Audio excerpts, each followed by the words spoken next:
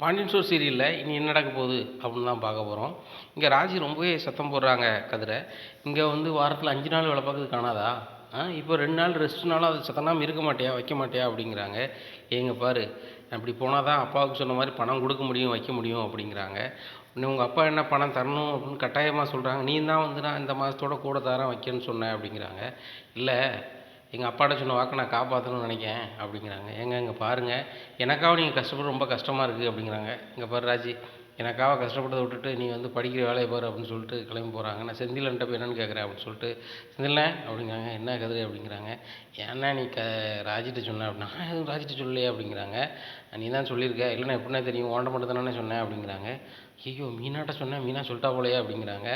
ஆமாம், நீ அங்கே சொன்ன, இங்கே நான் அவட்ட சொன்னேன், அதையுமே சொல்லியிருப்பான்னு நினைக்கிறேன் அப்படிங்கிறாங்க. டேய் அதான்டா மீனா என்கிட்ட கேட்டடா அப்படிங்கிறாங்க. பற்றியானே நம்ம இந்த விஷயத்த வந்து உன்கிட்ட சொல்லாமே நான் இருந்திருக்கலாம் அப்படிங்கிறாங்க. டேய் தம்பி சாரிடா அப்படிங்கிறாங்க. பரவாயில்லண்ணே, சரி ஒன்றும் இல்லை, அதை பற்றி ஒன்றும் கிடையாது, அப்பாவுக்கு மட்டும் தெரியாமல் பார்த்துக்கோங்கண்ணே அப்படிங்கிறாங்க. அது தெரியாதுடா அப்படிங்கிறாங்க. அண்ணிட்ட சொல்லியிருந்தேன், அப்பாவுக்கு தெரிஞ்சுன்னா அதை ஏதாவது பண்ணிகிட்டு இருப்பார். நீ ஏன் போகிற வாரன்ட்டு கிடப்பாங்க. நான் எங்கேயாவது ஒரு ஃபங்க்ஷனுக்கு போகிறேன், இல்லைன்னா ஃப்ரெண்டை பார்க்க போகிறேன்னு சொல்லிட்டு அப்படியே வேலைக்கு போய்ட்டு வந்துடுவோம்ண்ணே. போய்ட்டு வந்தோம்னா எனக்கு காசு கிடைக்கும்ண்ணே. போனோம்னா எப்படியும் ஒரு 5 ரூபாயாவது கிடைக்கும் அப்படிங்க. 5 ரூபான்னா எங்கடா போகிற அப்படிங்கிறாங்க. இல்லைண்ணே நான் போகிறது வந்து மைசூருக்கு போகிறோம்ண்ணே. மைசூருக்கா அப்படிங்கிறாங்க. ஆமாண்ணே, மைசூரில் கொண்டு விட்டுட்டு வரணுமா அப்படிங்கிறாங்க. அப்போ நாள் கூட கொஞ்சம் ஆகும்லாம் அப்படிங்கிறாங்க. ஆமாண்ணே, 2 நாள் காலேஜ் போனாலும் பரவாயில்லை, எப்படினாலும் அதை விட்டுட்டு நான் மைசூரில் போய் விட்டுட்டு நான் அவங்கள மறுபடியும் கூப்பிட்டு வரணுண்ணே அப்படிங்கிறாங்க. அப்படியா, சரி சரி சரி, ஏன்னா அவ்வளோ தூரம் ஓட்டிருவியாடா அப்படிங்கிறாங்க. இல்லைண்ணே, நின்று தான் போவோம், கூட வரவங்களும் நம்மளை மாதிரி தானே, அவங்களுக்கும் பசிக்கும் எல்லாம் இருக்கும், அதனால் வந்து கொஞ்சம் தூரம் போனோம்னா பசிக்குன்னு நிப்பாட்டி சாப்பிட்டுட்டு அப்படியே வர வேண்டியதான், அப்படி நின்று போக வேண்டியதானே. இன்னொரு டிரைவர் ஒருத்தன் வரான், 2 பேரும் மாற்றி மாற்றி தான் ஓட்ட போகிறோம் அப்படிங்கிறாங்க. பார்த்துட்டா இவ்வளோ தூரம் போகிற கவனமாக போ. சரவணன்ற சொல்லலாமா சொல்லக்கூடாதா அப்படிங்கிறாங்க. சரவணன்ட்ட கண்டிப்பாக சொல்ல வேண்டாம், சரவணனை ரொம்ப வருத்தப்படும். ஏன்னா நீங்கள் வந்து என் ஃப்ரெண்டு வீட்டில் ஏதோ ஃபங்க்ஷன் இல்லை ஃப்ரெண்டை பார்க்க போயிருக்கான், எப்படியாவது சமாளிச்சுக்கணே அப்படிங்கிறாங்க. டேய் அப்போ வீட்டில் சொல்லிட்டு போவே அப்படி அப்படிங்கிறாங்க. நான் உன்கிட்ட சொல்லிடுறேனே, அது போக வந்து ராஜிட்டையும் சொல்லிட்டேன், நாசுக்காக சொல்லிட்டேன், வீட்டுக்கு மட்டும் சொல்லிடாதன்ட்டு. ஆனால் ராஜி வந்து சொல்கிறாளா சொல்லலையான்னு தெரியல. ஆனால் வந்து அம்மாட்டையும் நான் பேச மாட்டேன், எப்படி சொல்லுவேன்னு எனக்கு தெரியலண்ணே அப்படிங்கிறாங்க. டேய் அப்போ ஒன்று செய், நம்ம மாமா தான் நம்மளோட பெரிய ஆள், அவர்கிட்ட சொல்லிடு அப்படிங்க. யார் நம்ம மாமாட்ட சொன்னால் ஓட்டவாயிட்டு சொன்ன மாதிரி அவர் கரெக்டாக சொல்லி கொடுத்துருவாரு அப்படிங்கிறாங்க. மாமாட்ட உள்ளதை சொல்லாத, அது கரெக்டு தான், ஓட்டவாய் தான் மாமா. அதனால் நீ என்ன செய்ய, இந்த மாதிரி என் ஃப்ரெண்டு வீட்டுக்கு போகிறேன், வெறுமனே என் ஃப்ரெண்டு வீட்டுக்கு போகிறேன்னு சொன்னால் அப்பா ஏதாவது சொல்லுவார். என் ஃப்ரெண்டு வீட்டுக்கு கல்யாணம் முடிச்ச பிறகு தான் அவன் பொண்டாட்டி தனியாக வச்சுட்டு போவானா, இப்படி கல்யாணம் போவாங்க, நீ வேணா கல்யாணம் ஆகிட்டு கல்யாணம் பண்ணி எந்த பையன் வந்து நீ வந்து பார்த்துட்ருக்கான் வச்சுட்ருக்கான்னு சொல்லுவார். அதனால் வேறு ஏதாவது சொல்கிறா அப்படிங்கிறா. அப்படி என்னென்ன சொல்லலாம் அப்படிங்கிறாங்க. ஏன்ட்ட கேட்டால் நீ என்னடா போகிற அப்படிங்கிறாங்க. அதுவும் சரிதானே அப்படின்னு சொல்லிட்டு யோசனை பண்ணிட்டானே. என் ஃப்ரெண்டு கல்யாணம்னு சொல்லிட்டா அப்படிங்கிறாங்க. அப்பா கழுவி ஊற்றுவார்டா, கழுவி ஊற்றுவார். நீ கல்யாணம் முடிச்சதே போதான்னு உன் ஃப்ரெண்டும் கல்யாணம் முடிக்கானா, படிக்கிற வயசில் கல்யாணம் முடிச்சா அப்போ வந்து எப்படிடா வாழ்க்கையில் முன்னேறுவீங்க அப்படின்னு கேட்பாரு அப்படிங்கிறாங்க. அது வேறையா, சரியா போச்சு, நான் போன பிறகு தானே சொல்ல போகிறீங்க அப்படிங்கிறாங்க. நீ போனது பிறகு சொன்னாலும் நீ வந்த பிறகு கேட்பார்ல அப்படிங்கிறாங்க. அதுவும் சரிதான், அப்போ ஒன்று செய்வோம்னே அப்படிங்கிறேன். என்ன அப்படிங்கிறாங்க. என் ஃப்ரெண்டோட அக்காவுக்கு கல்யாணம் சொல்லிடுவோமா அப்படிங்கிறாங்க. அக்காவோ தங்கச்சியோ அப்படி சொல்லு, முக்கியமான ஃப்ரெண்டு, அதனால் நான் தான் எல்லாம் செய்ய வேண்டியிருக்கு, அவனுக்கு யாரும் இல்லை, அதனால் பத்திரிக்கைலேருந்து எல்லாமே அவன் தான் கொடுத்துட்டு கிடக்கான். கல்யாணம் கொஞ்சம் கூடவே இருந்து செய்ய வேண்டியிருக்கு, 2 நாளைக்கு இல்லை 3 நாள் 4 நாள் வரைக்கும் ஆகும் அப்படின்னு சொல்லிடு, நீ முன்ன பின்ன ஆனால் கூட சமாளிச்சிக்கலாம்டா அப்படிங்கிறாங்க. அதுவும் சரிதானே, இந்த மாதிரியே சொல்லியிருந்தேன் அப்படிங்கிறேன். நான் சொல்லணுமா அப்படிங்கிறாங்க. டேய் மாமாட்ட சொல்லிவிட்டா மாமா சொல்லிடுவார் அப்படிங்கிறாங்க. மாமா அங்கே இருக்கார் அப்படிங்கிறாங்க. அவர் எங்கே மொட்டை மாடில் இருக்கார் அப்படிங்கிறாங்க. மாமா என் ஆருயிர் மாமா அப்படிங்கிறாங்க. என்ன மருமகனே வாங்க, எப்படி இருக்கீங்க அப்படிங்கிறாங்க. மாமா என்ன பண்ண வெளிநாட்டில் இருக்க மாதிரி கேட்குறீங்க அப்படிங்கிறாங்க. ஒன்றும் இல்லை மருமகனே உங்களை தான் பார்க்க முடியலையே, காலேஜ் போய்ட்டு வாரேன், மாமாவை வந்து கடையில் பார்க்க என்ன, அதுவும் கிடையாது, டபார்னு வந்து நான் உணவு டெலிவரி பண்ண போகிறேன் அப்படின்னு சொல்லி சைக்கிளை தூக்கிட்டு சுற்றுத. வந்த உடனே ரொம்ப நேரம் ஆயிடுது, நீ போய் படுத்துக்கிட்டுத. மாமா மொட்டை மாடில் ஒத்தியில் படுத்து கிடக்காரு, சாப்பிட்டாரா சாப்பிட்லையா, என்ன விவரம், கல்யாணம் முடிக்காத ஒரு வேங்கையாக உட்காந்துருக்காரு, வேங்க என்னாச்சுன்னு பார்க்க வந்திருக்கியா அப்படிங்கிறாங்க. மாமா உங்களை பார்க்க தானே மாமா வந்திருக்கேன் அப்படிங்கிறாங்க. சரி இப்போ மாதிரி என் மருமகனுக்கு என்ன பார்க்கணுன்னு தோணுச்சா சொல்லு மருமகனே அப்படிங்கிறாங்க. ஆமா ஒன்றும் இல்லை, என் ஃப்ரெண்டுக்கு கல்யாணம். ஃப்ரெண்டு கல்யாணமா, உன் ஃப்ரெண்டு சும்மா இருக்கலையா, ஏதே நீங்களே உங்களே மாதிரி பசங்களாம் கல்யாணம் முடிச்சுக்கிட்டு இருந்தால் எங்களை மாதிரி 90 கிட்ஸ்லாம் என்னடா செய்வான் அப்படிங்கிறாங்க. ஆமாம் நான் அதை சொல்லலை, என் ஃப்ரெண்டோட அக்காளுக்கு கல்யாணம். அப்படி சொல்லு, இது கொஞ்சம் ஆறுதலாக இருக்குது, சொல்லுவாப்ல அப்படிங்கிறாங்க. அவனுக்கு வந்து யாரும் கிடையாது, நான் தான் எல்லா வேலையும் இருந்து செய்யணும், அதனால் வந்து நான் வந்து அங்கே போய் எல்லா வேலையும் செய்ய போகிறேன், அப்பாட்ட சொல்லிடுங்க அப்படிங்கிறாங்க. நீனும் உங்கள் அப்பாட்ட சொல்லிட வேண்டியதானே அப்படிங்கிறாங்க. நான் போய் மாமா சொல்லிக்கிட்டு அப்படிங்கிறாங்க. நான் என்னைக்கு சொல்லியிருக்கேன், எல்லாமே உங்களை வச்சு தானே சொல்லுவேன், எனக்கு நீங்கள் தானே பெரியவங்க அப்படிங்கிறாங்க. ஏய் இன்னொரு வார்த்தை சொல்லிட்டா அப்படிங்கிறாங்க. எனக்கு நீங்கள் தான் பெரியவங்க, உங்களை மிஞ்சி எனக்கு யார் இருக்கா மாமா அப்படிங்கிறாங்க. ஏய் நல்லவனே, ரைட்டுடா, நீனும் நல்லவனா ஆயிட்டுடா, நான் சொல்லிடுறேன்டா, சரிடா எப்போண்ணா போகிறேன் அப்படிங்கிறாங்க. நாளைக்கு காலைல மாமா அப்படிங்கிறாங்க. அப்படியா, சரி பார்த்துக்கோ, ஆனால் உங்கள் அப்பா காலையிலே இருப்பாருடா, அவர்கிட்ட சொல்லிட்டு இல்லாமல் அப்படிங்கிறாங்க. அவர் வாக்கிங் பண்ண போகிற தான் போகிறேன் அப்படிங்கிறாங்க. ஏன்டா அவர் வாக்கிங் போன போகிற நீ போகிற, சொல்லிட்டு போக வேண்டியதானே அப்படிங்கிறாங்க. அவர்கிட்ட சொல்ல தைரியம் இருந்துச்சுன்னா நான் என் மாமா உங்கள்கிட்ட சொல்கிறேன் அப்படிங்கிறாங்க. எவ்வளோ துணிச்சலாக பேசுவேன், உங்கள் அப்பாவே உன்னை பார்த்தா அலறுவார், நீ வந்து உனக்கு தைரியம் இல்லைங்கிற. நம்பிட்டேன்டா, நம்பிட்டேன், சரி சொல்லிடுறேன் அப்படிங்கிறாங்க. சரி மாமா சாப்பிட்டியா அப்படிங்கிறாங்க. மாப்பிள்ளை இப்போமாவது கேட்டே மாப்பிள்ளை, பார்த்தோன்னே சாப்பிட்டியா மாமான்னு கேட்கணும் அப்படிங்க. வந்தோடனே கேட்டோமா மாமா அப்படிங்கிறாங்க. கேட்டியா, மறந்துட்டுமா அவனுக்கு, ஒன்றும் பிரச்சனை இல்லை, சாப்பிட்டேன், நீ வீட்டு தூங்குப்பா அப்படிங்கிறாங்க. உடனே கதிர் ரூமுக்கு போனோடனே ராஜி அழுறாங்க. ஏன் ராஜி அழுது அப்படிங்கிறாங்க. ஒன்றும் இல்லை அப்படிங்கிறாங்க. எனக்காக நீ இவ்வளோ கஷ்டப்படுன்னு நினச்சி கூட பார்க்கல அப்படிங்கிறாங்க. கஷ்டமே கிடையாது, எனக்கு கஷ்டமாகவே தெரியல. இந்த வயசில் கஷ்டப்படாமல் இந்த வயசில் கஷ்டப்பட சொல்லுத, இளம் வயசில் வந்து கஷ்டப்பட்டு உழைச்சா பெரிய வயசில் வந்து உட்காந்து சாப்பிட்லான்னு சொல்லுவாங்க அப்படிங்கிறாங்க. ஆமாம், பெரிய தீர்க்கதரிசி மாதிரி பேசுவேன் அப்படிங்கிறாங்க. எனக்கு தீர்க்கதரிசி மாதிரிலாம் பேச தெரியாது, மொத்தத்தில் வந்து யதார்த்தத்தை சொல்கிறேன். உழைக்க வேண்டிய வயசில் உழைச்சோம் அப்படின்னு சொன்னால் கண்டிப்பாக பெரிய ஆளாக வரலாம் அப்படின்னு சொல்லுவாங்க. அதனால தான் நான் உழைக்க போகிறேன். அதுபோக எங்கள் அப்பாவுக்கு நான் 10,000 மாதம் கொடுக்கணும்னு சொல்லியிருக்கேன். அதை நான் கொடுக்கலன்னா எனக்கும் இதாக இருக்காது. பாண்டிய மகன் வாக்கு கொடுத்தான், பாண்டிய மகன் வாக்கு சரி பண்ணலையா அப்படின்னு சொல்லி அப்பாவும் நினச்சிடக்கூடாது. அதனால் போயிட்டு வரேன், வேற ஒன்றும் நினைக்காத, நான் வந்து உன்ட்ட உள்ளதை சொல்லிட்டு போகிறேன், அப்பாட்டையோ யார்கிட்டையோ தெரிஞ்சிடக்கூடாது. அப்படி தெரிஞ்சிச்சுன்னா கண்டிப்பாக வந்து எதாவது வந்து வகையில் இது பண்ணுவாங்க அப்படிங்கிறாங்க. உடனே சரி சரி நான் சொல்லலை அப்படிங்கிறாங்க. இந்த சூழ்நிலையில் பார்த்து போகிறது அப்படிங்கிறாங்க. நான் பார்த்து தான் போக போகிறேன், இப்போ போல் காலைல தான் போக போகிறேன் அப்படிங்கிறாங்க. இல்லை காலைல நான் எந்திரிச்ச பிறகு சொல்லிட்டு போவியா, இல்லை காலையிலே பெறுவியா அப்படிங்கிறாங்க. நான் காலைல எந்திரிச்சு மெயினாக அவன்கிட்ட சொல்லிட்டு தான் போவேன், அதுவும் அப்பா வீட்டை விட்டு வெளில வாக்கிங் போகிறல அப்போ தான் கிளம்பி போவேன். அதுக்கு முன்னாடி நான் பேக்கை தூக்கிட்டு போனோன்னா எங்கே போகிறேன் எது போகிறேன், சனிக்கிழமை லீவு தானே விட்டுடப்பாரு, அதனால் சரி வராது. அதனால் வந்து அப்பா வாக்கிங் போன பிறகு தான் போவேன் அப்படிங்கிறாங்க. சரி என்கிட்ட நீ சொல்லிட்டு போ அப்படிங்கிறாங்க. உன்கிட்ட சொல்லாமல் எப்படி போவேன், சரி தூங்கு அப்படிங்கிறாங்க. சரி நீ கதிர் நீ நல்லா ரெஸ்ட் எடு அப்படிங்கிறாங்க. கதிர் தூங்கிடுறாங்க. ராஜிக்கு தூக்கமே இல்லை. உடனே கதிர் காலெல்லாம் பிடிச்சி விட்டுக்கிட்டு இருக்காங்க. ஏன் காலுக்கு பிடிச்சிட்டு எடு எடு கையை எடு அப்படிங்கிறாங்க. இல்லை இல்லை எனக்காக நீ இவ்வளோ கஷ்டப்படுற, சைக்கிள்லாம் மிதித்து வந்து உணவு டெலிவரி பண்ணிகிட்ருக்க, இப்போ நீ வந்து முழிக்காமல் கார் ஓட்டணும் வைக்கணுங்கிற, எனக்கு ரொம்ப கஷ்டமாக இருக்குது, உன் காலையாக நான் பிடிச்சி விட்டுதானே அப்படிங்கிறாங்க. ராஜிங்க பாரு, எனக்காக நீ எந்த வேலையும் செய்ய வேண்டாம் அப்படிங்கிறாங்க. இல்லை நான் மனசார தான் செய்கிறேன் அப்படிங்க. ஒன்றும் செய்ய வேண்டாம், நீ ரெஸ்ட் எடுத்து தூங்கு, நீனும் காலைல போகிறேன் காலேஜ் போகிற, அப்புறம் வந்து படிக்க, நீ வந்து கிளாஸ் ஃபஸ்ட்டில் எடுக்க, அதுபோக நம்ம யூனிவர்சிட்டி ஃபஸ்ட் எடுக்கிறதுக்கு முயற்சி பண்ணு, அதுக்கு முயற்சி பண்ணியே தவிர்த்து வேறு எனக்கெலாம் வந்து கை கால் பிடிச்சி விடையோ இல்லை எனக்கு ஹெல்ப் பண்ணுறேன்னு சொல்லிட்டு மேடம் எதுவும் பண்ண வேண்டாம். ஏன்னா எனக்கு ஒரு ஹெல்ப் பண்ணணும் அப்படின்னு சொன்னால் நீங்கள் வந்து படித்து பெரிய ஆளாகி என்ன அன்றைக்கி வந்து நான் பெரிய ஆளாகிட்டேன்னு சொல்லுங்கள், அது எனக்கு போதும். அது போக உங்கள் வீட்டில் வந்து உன்னை நல்லா நினைக்கணும் அப்படின்னு சொன்னால் கண்டிப்பாக நீங்கள் ஏதாவது வேலைக்கு போகணும் அப்படிங்கிற. ஆமாம் நான் நல்லா வேலைக்கு போகணும் அப்படிங்கிறாங்க. வேலைக்கெலாம் போகணும், இப்போ ரெஸ்ட் எடு தூங்கு அப்படிங்கிறாங்க. ஆமாம் நானும் காரும் வாங்கணும் அப்படிங்கிறாங்க. கார் வாங்கலாம் அப்படிங்கிறாங்க. இந்த மாதிரி நான் உழைக்க போனால் தானே வாங்க முடியும் அப்படிங்கிறாங்க. இப்படி நீ வந்து கார் ஓட்டு மட்டும் கார் வாங்கிட முடியுமா அப்படிங்கிறாங்க. முடியாது தான், ஆனால் அப்பாவுக்கு காசு கொடுக்க முடியும்ல. நான் 2 நாள் நான் கார் ஓட்டினா அப்படி ஒரு 5,000 கிடைக்கும், இந்த 5,000 வச்சுக்கலாம், ஆகும்ல எதுக்கும். பைக்கில் டெலிவரி பண்ணும்போது நிறைய இடத்துல போய் டெலிவரி பண்ண முடிஞ்சிச்சு. இப்போ சைக்கிளுங்கும் போது அதிக தூரம் போக முடியல வர முடியல, அதனால் வந்து இது இந்த ட்ரிப்பும் போயிட்டு வந்தோம்னா கொஞ்சம் வசதியாக இருக்கும் அப்படிங்கிறாங்க. சரிங்க தூங்குங்க அப்படிங்கிறாங்க. இங்கே இந்த ஆச்சிக்கு தூக்கமே வரலை. இந்த சூழ்நிலையில் கதிர் நல்லா தூங்கிறாரு. காலைல எழுந்திரிச்சிடுறாரு. எழுந்திரிச்சோன்னா பார்க்குறாரு ராஜி நல்லா தூங்கிட்டு இருக்காங்க. அப்போ ராஜி சரி தூங்கட்டும் அப்படின்னு சொல்லிட்டு வெளில போகிறாங்க. முழிச்சு பார்க்குறாங்க, கதிர் இருக்காங்களா, கதிருன்னு தேடி எழுஞ்சி அத்தை கதிரை பார்த்தீங்களா அப்படி இப்படிங்கிறாங்க. என்னடி கதிரை பார்த்தீங்கன்னு கேட்குறா. கதிர் வாங்க கொடுத்தனா ரூமில் இருந்தால் பரவாயில்ல எப்படி கேட்குற அப்படிங்கிறாங்க. இல்லை தூங்கிட்டு இருந்தேன், இப்போ திடீர்னு காங்கலை அப்படிங்க. காங்கலையா, மொட்டை மாலை தான் இருக்கான் அப்படிங்கிறாங்க. பின்னாடி போகிறாங்க. அங்கே தான் நிற்கியா அப்படிங்கிறாங்க. ஆமாம் இங்கே தான் நிற்க, என்ன அப்படிங்கிறாங்க. இல்லை என்கிட்ட சொல்லாமல் போயிட்டியான்னு பார்த்தேன் அப்படிங்கிறாங்க. இல்லை அது எப்படி போவேன், நீ தூங்கிட்டு இருந்த, அதுபோக அப்பா போகிற வரைக்கும் நான் போகலன்னு சொன்னோம்ல, அப்பா போன பிறகு தான் போவேன் அப்படிங்கிறாங்க. சரி சரி அப்படின்னு சொல்லிட்டு வா சாப்பிடு அப்படிங்கிறாங்க. இல்லை இல்லை நான் போகும்போது சாப்பிட்டுக்கிறேன் அப்படிங்கிறாங்க. உங்கள் அப்பா போயிட்டாங்க வா சாப்பிடு அப்படிங்கிறாங்க. அதனால் சாப்பாடை வச்சு கொடுக்குறாங்க. எங்கே போனாலும் கவனமாக போ கவனமாக வா அப்படி இப்படின்னுட்டு இருக்காங்க. உடனே கோமதி வராங்க. எங்கே போகிறாங்க அப்படிங்கிறாங்க. உடனே பழனி வர்றாரு. ஏக்கா அது ஒன்றும் இல்லை, கதிர் கூட படிக்க பையனோட அக்காளுக்கு கல்யாணம். கதிருக்கு அவன் ரொம்ப பாலிய சிநேகிதன். பாலிய சிநேகிதனா, அப்படி ஒரு சிநேகிதனை நம்ம வீட்டுக்கு வர வச்சு பார்க்கலையே அப்படிங்கிறாங்க. அந்த சிநேகிதன் வந்து ஸ்கூல் லைஃப்லேருந்தே ஒன்றா படிச்சிருக்கான். அந்த பையனை நீ பார்த்துருப்பாக்கா. இப்படி இருக்கும்போது வந்து அவங்க வீட்டில் ஒரு ஃபங்க்ஷனு, நம்ம கதிர் போகாமல் எப்படி அப்படிங்கிறாங்க. அது கண்டிப்பாக போக தான் செய்யணும் அப்படிங்கிறாங்க. அதனால் 2 நாளோ 3 நாளோ 4 நாளோ அங்கேருந்து வேலை செஞ்சுட்டு தான் வருவான் அப்படிங்கிறாங்க. ஏய் கல்யாணம் நாளைக்குங்கிறீங்க, 2 நாளோ 3 நாளோ எப்படிடா வேலை செய்வான் அப்படிங்கிறாங்க.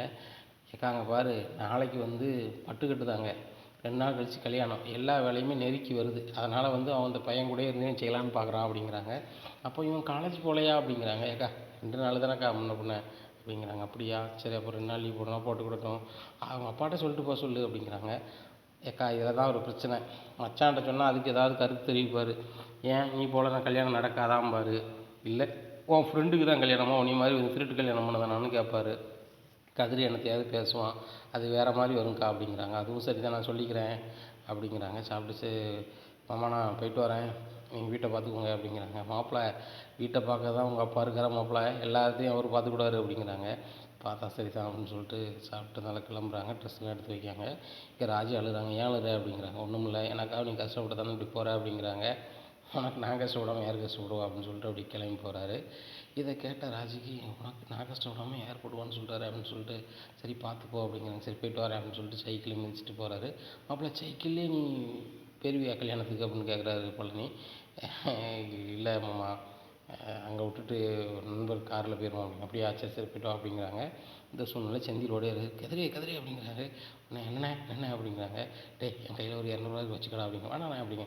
வச்சுக்கடா அப்படிங்கிறாங்க. என்கிட்ட இவ்வளோ தான்டா இருந்துச்சு, என்கிட்ட பெரிய அளவில் காசு இல்லைடா அப்படிங்க. அதான் தெரியுமாண்ணே அப்படிங்கிறாங்க. ஆனால் நீ நான் வந்து கோச்சிங் சென்டர் நீ கேட்க போகிறேன், நீ வேறு யார்ட்டையும் சொல்லிடாத அப்படிங்க. நான் எப்படின்னு சொல்லுவேன், தயவுசெய்து நீ சொல்லி கொடுத்துடாதானே அப்படிங்கிறாங்க. ஒன்றுமே தெரியாது, நீ வந்து பள்ளி மாமாட்ட சொல்லிட்டல, பள்ளி மாமா அம்மாட்ட சொல்லிட்டாங்க, ஒன்றும் பிரச்சனை இல்லைண்ணே அப்படிங்கிறாங்க. சரி அப்படி மேனேஜ் பண்ணிக்காங்கண்ணே, அப்பாவுக்கு மட்டும் தெரிஞ்சிடாம, பெரியவர் தெரிஞ்சு ஏதாவது சொல்லுவார் அப்படிங்கிறாங்க. பெரியவர் தெரியாமல் நான் பார்த்துக்கிறேன், என் விஷயம் வெளியே தெரியாமல் நீ பார்த்துக்கோ அப்படிங்கிறாங்க. நீ எப்படின்னே சமாளிப்ப அப்படிங்கிறாங்க. ஒன்றும் பிரச்சனை இல்லை, நான் வந்து என்ன செய்வேன்னா கோச்சிங் சென்டரு பக்கத்தில் ஒன்று இருக்குது, என்ன அப்பாட்ட வேலை பார்த்துக்கிட்டே இடையில போய் நான் வந்து படிக்கிற மாதிரி கொஞ்சம் நேரம் 1 ஹவர் 2 ஹவர் போய் படிச்சுப்பேன். அதுக்கப்புறம் அப்பா வேறு எங்கேயாவது டெலிவரிக்கு அனுப்புவாங்க, அப்பா உடனே போய் படிச்சுப்பேன் அப்படிங்கிறாங்க. ஏன்னா இது சாத்தியப்படுமா அப்படிங்கிறாங்க. சாத்தியப்படும், நான் அந்த கோச்சிங் சென்டரு ஓனர்கிட்ட வந்து பேசலான்னு இருக்கேன். எனக்கு வந்து ரெகுலராக வர முடியாது, அதனால் சாட்டர்டே சண்டே கிளாஸோ இல்லைனா வந்துட்டு இப்படி ஓடியில் நான் வந்து படிச்சுக்கலாமான்னு கேட்கணும் அப்படிங்கிறாங்க. சரிண்ணே கேட்டுருவா அப்படிங்கிறாங்க. இந்த சூழ்நிலை கதிர் வந்து தங்க கார் ஓட்டுற இடத்துக்கு ஏஜென்சிக்கு போயிடுறாரு. இங்கே வராரு, பழனி வந்துடுறாரு. வந்து கோச்சிங் சென்டரில் கேட்குறாங்க, சார் இந்த மாதிரி நான் ஒரு மளிகை கடையில் வேலை பார்க்குறேன் அப்படிங்கிறாங்க. மளிகை கடையில் வேலை பார்க்குறீங்களா அப்படிங்கிறாங்க. இல்லை சார் எங்கள் அப்பா கடையில் தான் இருக்கேன், எங்கள் அப்பாட்ட போய் நான் கவர்மெண்ட் வேலைக்கு படிக்கணும்னு சொன்னால் அவர் சிரிப்பார், கல்யாணம் முடிஞ்சு பிள்ளை பார்க்க போகிறேன், இப்போ நீ படிக்க போகிறேன் அந்த மாதிரி கேட்பார். எங்கள் அப்பாவும் படிக்கலை, ஆனால் அதை சரியாக புரிஞ்சுக்கிடாமல் கேட்பாங்க, எனக்கும் கஷ்டமாக இருக்கும் சார், அதனால் வந்து நான் டெலிவரி பண்ணதுக்கு கொஞ்சம் வருவேன், அந்த மாதிரி நேரத்தில் வந்து நான் அந்த கிளாஸ் படிக்கலாமா அப்படிங்கிறாங்க. உங்களை மாதிரி கண்டிப்பாக ஒரு கவர்மெண்ட் வேலைக்கு போகணுன்னு ஒரு ஆர்வம் இருக்கிறவங்க கண்டிப்பாக போகலாம், அதை பற்றி பிரச்சனையே கிடையாது. இது வந்து எல்லாத்துக்குமே வந்து பொதுவான தளம் தான். ஏன்னா நீங்கள் வாங்க, ஒன்றும் பிரச்சனை கிடையாது. ஏன்னா நீங்கள் ஃபீஸு கூட கொஞ்சம் கொஞ்சமாக கட்டிக்கலாம். நீங்கள் வாங்க, எப்போல்லாம் கேட்பறதோ அப்போல்லாம் வாங்க, உங்களுக்கு எங்களால் முடிஞ்சது சொல்லி தரோம். அதுபோக நீங்கள் விடாமுயற்சியாக பண்ணுங்கள், கண்டிப்பாக ஜெயிக்கலாம். அதுபோக மெட்டீரியல் நீங்கள் எல்லாருக்குமே ஒன்றா நாங்கள் பிரிண்ட் போட்டு வச்சுருக்கோம், அதை நீங்கள் எங்கிட்ட வாங்கிக்கணும் அப்படிங்கிறாங்க. சரி சார் வாங்கிக்கலாம், அது எவ்வளோ வரும் சார் அப்படிங்கிறாங்க. மெட்டீரியல் மட்டும் 5000 வரும். 5000 வருமா சார் அப்படிங்கிறாங்க. 5000 பணம் இல்லையா அப்படின்னு சொல்லிட்டு முடிக்காங்க. அப்போ மீனா ஃபோன் அடிக்கிறாங்க, எங்க கோச்சிங் சென்டர் போயிட்டீங்களா அப்படிங்க. போயிட்டேன் அப்படிங்கிறாங்க. கோச்சிங் சென்டர் போயிட்டீங்க, நான் காசு தந்து விடுன்னு நினச்சேன் அப்படிங்கிறாங்க. மீனா நீ கரெக்டாக ஃபோன் அடித்த, என்னாச்சுன்னே தெரியல, நான் ஊடையில் வந்து கிளாஸ் படிச்சுக்கிறேன்னு சொன்னேன், அவங்க ஓகேன்ட்டாங்க. ஆனால் வந்து மெட்டீரியல் வாங்குறதுக்கு வந்து காசு கேட்குறாங்க அப்படிங்கிறாங்க. எவ்வளோங்க அப்படிங்கிறாங்க. ஒரு 5000 கேட்குறாங்க அப்படிங்கிறாங்க. உங்கள் அக்கௌண்ட்டில் இப்போ ஒரு 10 ரூபா போட்டு விடுதேன், 5 ரூபா கட்டிக்கோங்க, ஊடையில் நீங்கள் அங்கே போக வர பயன்படுத்திக்கோங்க அப்படிங்கிறாங்க. மீனா வேண்டாம், அதெல்லாம் வேண்டாம் அப்படிங்கிறாங்க. ஏங்க பெட்ரோல் போட வேண்டியிருக்கும், சில நேரம் பைக் ஒர்க் ஆகலைன்னா இங்கே ஆட்டோவில் போக வேண்டியிருக்கும், நீங்களே உங்கள் அப்பாவுக்கு தெரியாமல் ஊடையில் போய் தான் படிக்கணுங்க, அதனால் மெட்டீரியல் நீங்கள் ஃபஸ்ட்டு வாங்கிடுங்க, கடையில் வச்சு கூட படிச்சுக்கலாம். அதுபோக வந்து சாட்டர்டே சண்டே கிளாஸ் போகிறதுக்கு உங்களை வந்து எந்தளவுக்கு நெருக்கணுமோ நம்ம பழனி சித்தப்பாட்ட பேசி வேலையை அவரை பார்த்துக்கிட சொல்லி உங்களை வந்து படிக்கிறதுக்கு ஏதாவது வழியோ பண்ணுவோம் அப்படிங்கிறாங்க. சூப்பர் ஐடியா வேணும், அப்போ நான் சாட்டர்டே சண்டே கிளாஸ் வரேன்னு சொல்லிடுறேன், அதுபோக வந்து நான் மெட்டீரியல் வாங்கிடுறேன் அப்படிங்கிறாங்க. சூப்பருங்க அப்படிங்கிறாங்க.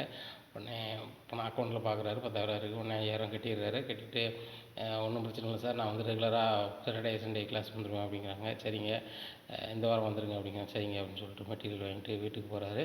இதை பார்த்தோன்னே கோமதி என்னடா நிறைய புக்கோட வர அப்படிங்கிறாங்க. இல்லைம்மா, நிறைய புத்தகம் படித்து அறிவு வளரும்னு சொன்னாங்க, அதான் வாங்கிட்டு வந்திருக்கேன் அப்படிங்கிறாங்க. ஏய், நீ படிக்கும் போதே இவ்வளோ புக்கு வாங்கலேடா அப்படிங்கிறாங்க. அப்போ நான் கம்மியாக படிச்சிட்டோமா, அதான் மளிகை கடையில் வேலை பார்க்க தான் இப்போ நிறைய படிக்க போகிறோமா அப்படிங்கிறாங்க. ஓ, நிறைய படித்தா பெரிய ஆளாகணும்னு நினச்சா, சரி சரி படிடா, எனக்கு கூட 2 புக் கொடுறா, நேரம் கூட நானும் படிச்சுக்கிறேன் அப்படிங்கிறாங்க. ஏம்மா, இதெல்லாம் நீங்கள் படிக்கிறது புக்கில் அப்படிங்கிறாங்க. ஓ, ஆம்பளை ஆளுகள் படிக்க புக்கா, சரி சரி, அப்போ பழனி கதிரி எல்லாத்துக்கும் கொடு அப்படிங்கிறாங்க.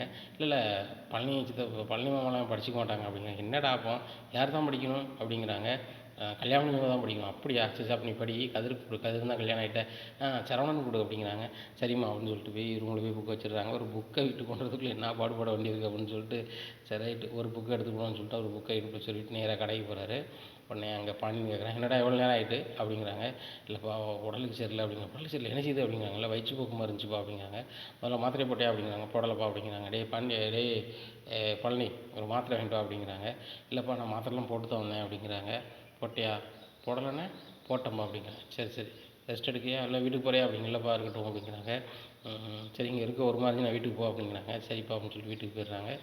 வீட்டுக்கு போனோடனே கதவை அடைச்சிக்கிட்டு அவங்க பாட்டில் படிக்க ஆரம்பிச்சிடுறாங்க. இந்த சூழ்நிலையில் பாண்டியன் மதியம் சாப்பிட வராங்க. வந்தோடனே கோமதி, செந்தில் எப்படி இருக்கான் அப்படிங்க. செந்தில் என்னங்க வந்தால் ரூம்லேயே இருக்கான் அப்படிங்கிறாங்க. ஐடியா அவனுக்கு உடம்பு சரியில்லை, என்ன ஏதுன்னு கேட்க மாட்டேன் அப்படிங்க. என்னங்க செய்யுது அப்படிங்கிறாங்க. வயிற்றுப்போக்கு மாத்திரை போட்டுருக்குன்னு சொன்னால் அப்படிங்கிறாங்க. எனக்கு அதெல்லாம் தெரியாதுங்க, வரும்போது புக்கு நிறைய கொண்டு வச்சேன். புக்கு நிறைய கொண்டு வந்தானா அப்படிங்கிறாங்க. ஏதோ ஒரு புக்கு படித்தா அறிவு வளரும்னு சொல்லிட்டு நிறைய புக் கொண்டு வச்சான் அப்படிங்கிறாங்க. என்னடி சொல்கிற, அவன் ஏன்டி இப்போ புக் எடுக்க போகிறான், அவன் மளிகையில் வேலை பார்த்துட்டு எனக்கு புக்கு படித்து என்ன செய்ய போகிறான் அப்படிங்கிறாங்க.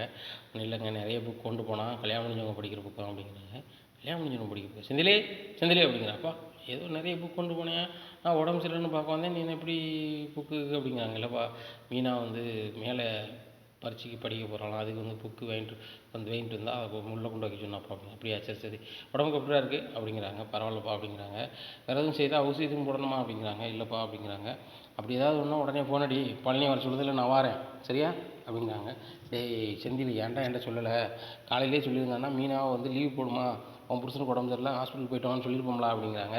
ஏம்மா அதுக்கப்புறம் தான் எனக்கு ஒரு மாதிரி ஆச்சு அப்படிங்கிறாங்க. அப்படியா அப்படின்னு சொல்லிட்டு கோமதி கேட்குறாங்க செந்தில்கிட்ட.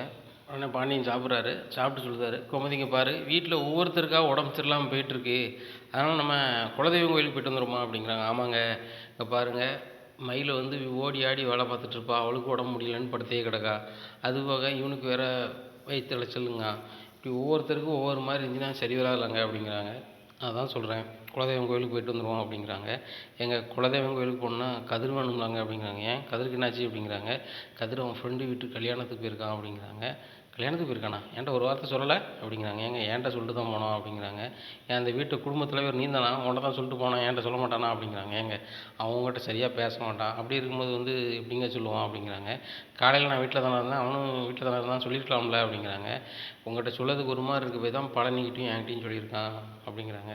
ஒரு கல்யாணத்துக்கு போயிட்டு வரேன்னு சொல்கிறதுக்கு என்ன இருக்குது, அவன் ஃப்ரெண்டுக்கு கல்யாணமா, ஏன் இவனே மாதிரி அவன் ஃப்ரெண்டு திருட்டு கல்யாணம் முடிக்க போகிறானு அப்படிங்க. என்னங்க எப்படி பேசுகிறீங்க, அவன் ஃப்ரெண்டுக்கு இல்லைங்க கல்யாணம், அவன் ஃப்ரெண்டோட அக்காளுக்கு அப்படிங்கிறாங்க.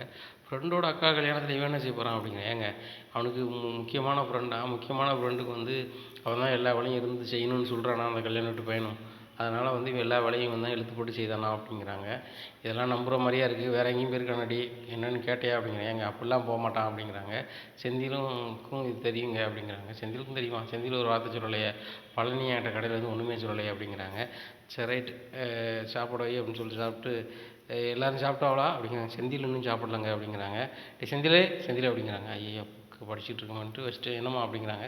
சாப்பிட்லையாடா அப்படிங்கிறாங்க. இல்லைம்மா அப்படிங்கிறாங்க. சரி வந்து சாப்பிடு அப்படிங்கிறாங்க. சாப்பிட்டு போய் நீ ரெஸ்ட் எடு அப்படிங்கிறாங்க. சரிம்மா அப்படின்னு சொல்லிட்டு சாப்பிட்டு போய் மறுபடியும் படிக்க ஆரம்பிக்காங்க. இந்த சூழ்நிலையில் வந்து பாண்டியன் கடைக்கு போகிறாரு. கடைக்கு போனோன்னா பழனி, பழனி அப்படிங்கிறாங்க. மச்சான் அப்படிங்க. என்ன மச்சாங்கிற, ஆமாம் நீங்கள் எனக்கு மச்சான் தானே அப்படிங்கிறாங்க. மச்சான் தான், இந்த மாதிரி செந்திலுக்கு உடம்பு சரியில்லை அப்படிங்கிறான். ஆமாம் மச்சான் வந்து சொன்னாங்கள, நீங்கள் தானே வீட்டுக்கு அனுப்புனீங்க அப்படிங்கிறாங்க. அது இல்லைடா, கதிர் வந்து வெளியூருக்கு போயிருக்கான், என்கிட்ட ஒரு வார்த்தை சொல்லலை அப்படிங்கிறாங்க. மச்சான் அது வந்து அப்படின்னு சொன்னாங்க. அப்போது வண்டிக்கு போனது தெரிஞ்சு போச்சா அப்படின்னு சொல்லிட்டு, மச்சான் அப்படிங்கிறாங்க. டேய் கல்யாணத்துக்கு போயிருக்கான், என்கிட்ட சொல்லிட்டு போகக்கூடாதா அப்படிங்கிறாங்க. அதுவா மச்சான், அவன் ஃப்ரெண்டோட அக்கா கல்யாணம் அதனால் போயிட்டான் வைக்கேன் அப்படி இப்படிங்கிறாங்க.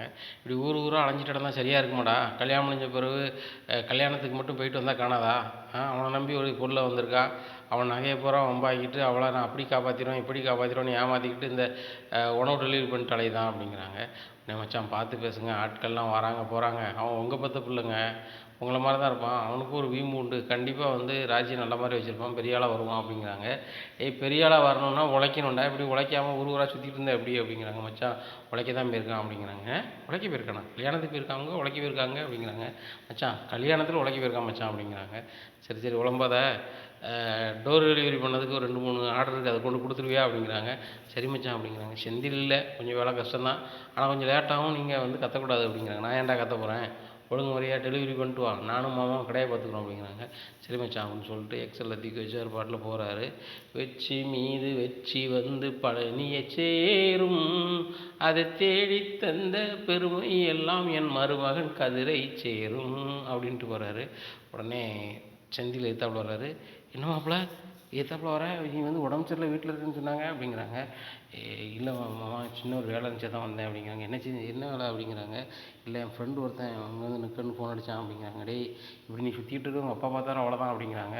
ஆமாம்மா தயவுசெய்து அப்பாட்ட நீங்கள் பார்த்தோன்னு சொல்லிடாதங்க அப்படிங்கிறாங்க. உடனே அவங்க ஃப்ரெண்ட்ட என்னன்னு கேட்குறாரு செந்தில். திருவாங்கி போய்ட்டு வா அப்படிங்கிறாங்க. என்னப்பா அப்படிங்கிறாங்க. ஒன்றும் இல்லை செந்தில், எனக்கு கொஞ்சம் பைசா வேணும் அப்படிங்கிறாங்க. பைசாவா? என்கிட்ட தான் பைசா அப்படிங்கிறாங்க. இல்லை எனக்கு ஒரு அவசரமாக தேவைப்படுது, ஒரு 5000 வேணும், வாங்கி கொடுங்க, என் ஒய்ஃபுக்கு வந்து உடம்பு சரியில்லை, ஹாஸ்பிட்டல் கூட்டி போகணும் அப்படிங்கிறாங்க.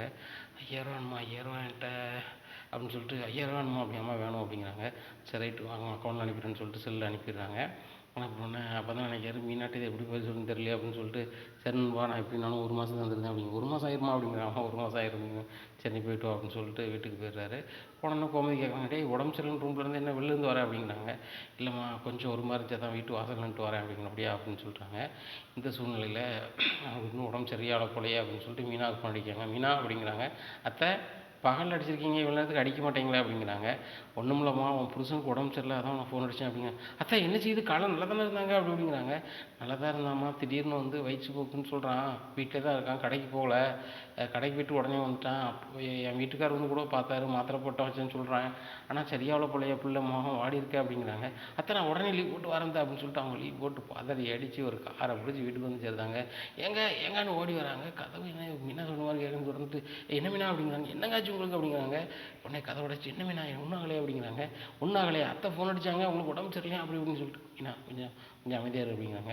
என்னங்க என்ன ஆச்சுங்க அதை சொல்லுங்கள் அப்படிங்கிறாங்க. ஒன்றும் ஆகலை மீனா அப்படிங்கிறாங்க.